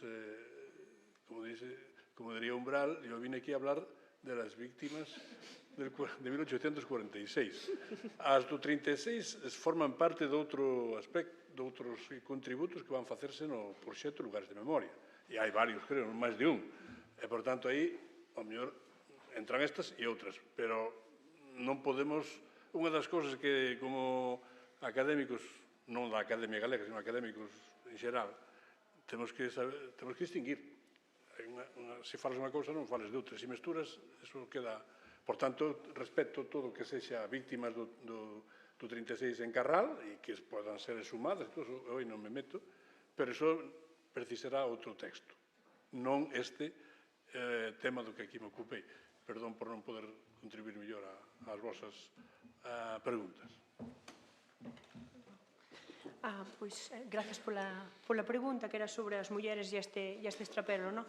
En historiografía agora temos moi claro que hai que diferenciar cando se fala de extrapelo, hai dous tipos de extrapelo, que consideramos gran extrapelo, que é aquelo feito polas autoridades, por industriais, por xente un pouco de alto nivel, digamos así, dentro do que era a sociedade franquista, que non tiña medo á represión, e que enriquecía absolutamente as rendas propias. E despois o pequeno extrapelo. E dentro deste pequeno extrapelo, que era aquel que sí debía temer a represión, aquel que era perseguido, aquel que quedou nas fontes xusto porque foi multados ou as persoas foron encarceladas por facelo, o protagonista das mulleres é pero absoluto, neste pequeno extrapelo. Un pequeno extrapelo no que van ter máis importancia, incluso no Wolframio non teñen quizá sea un extrapelo parecido ao dos homes en protagonismo. Ahora, no que ten que ver con produción agraria, con alimentación, as mulleres arrasan absolutamente. E ben moi dado por esa idea do cuidado, quen coida, quen soporta as mulleres.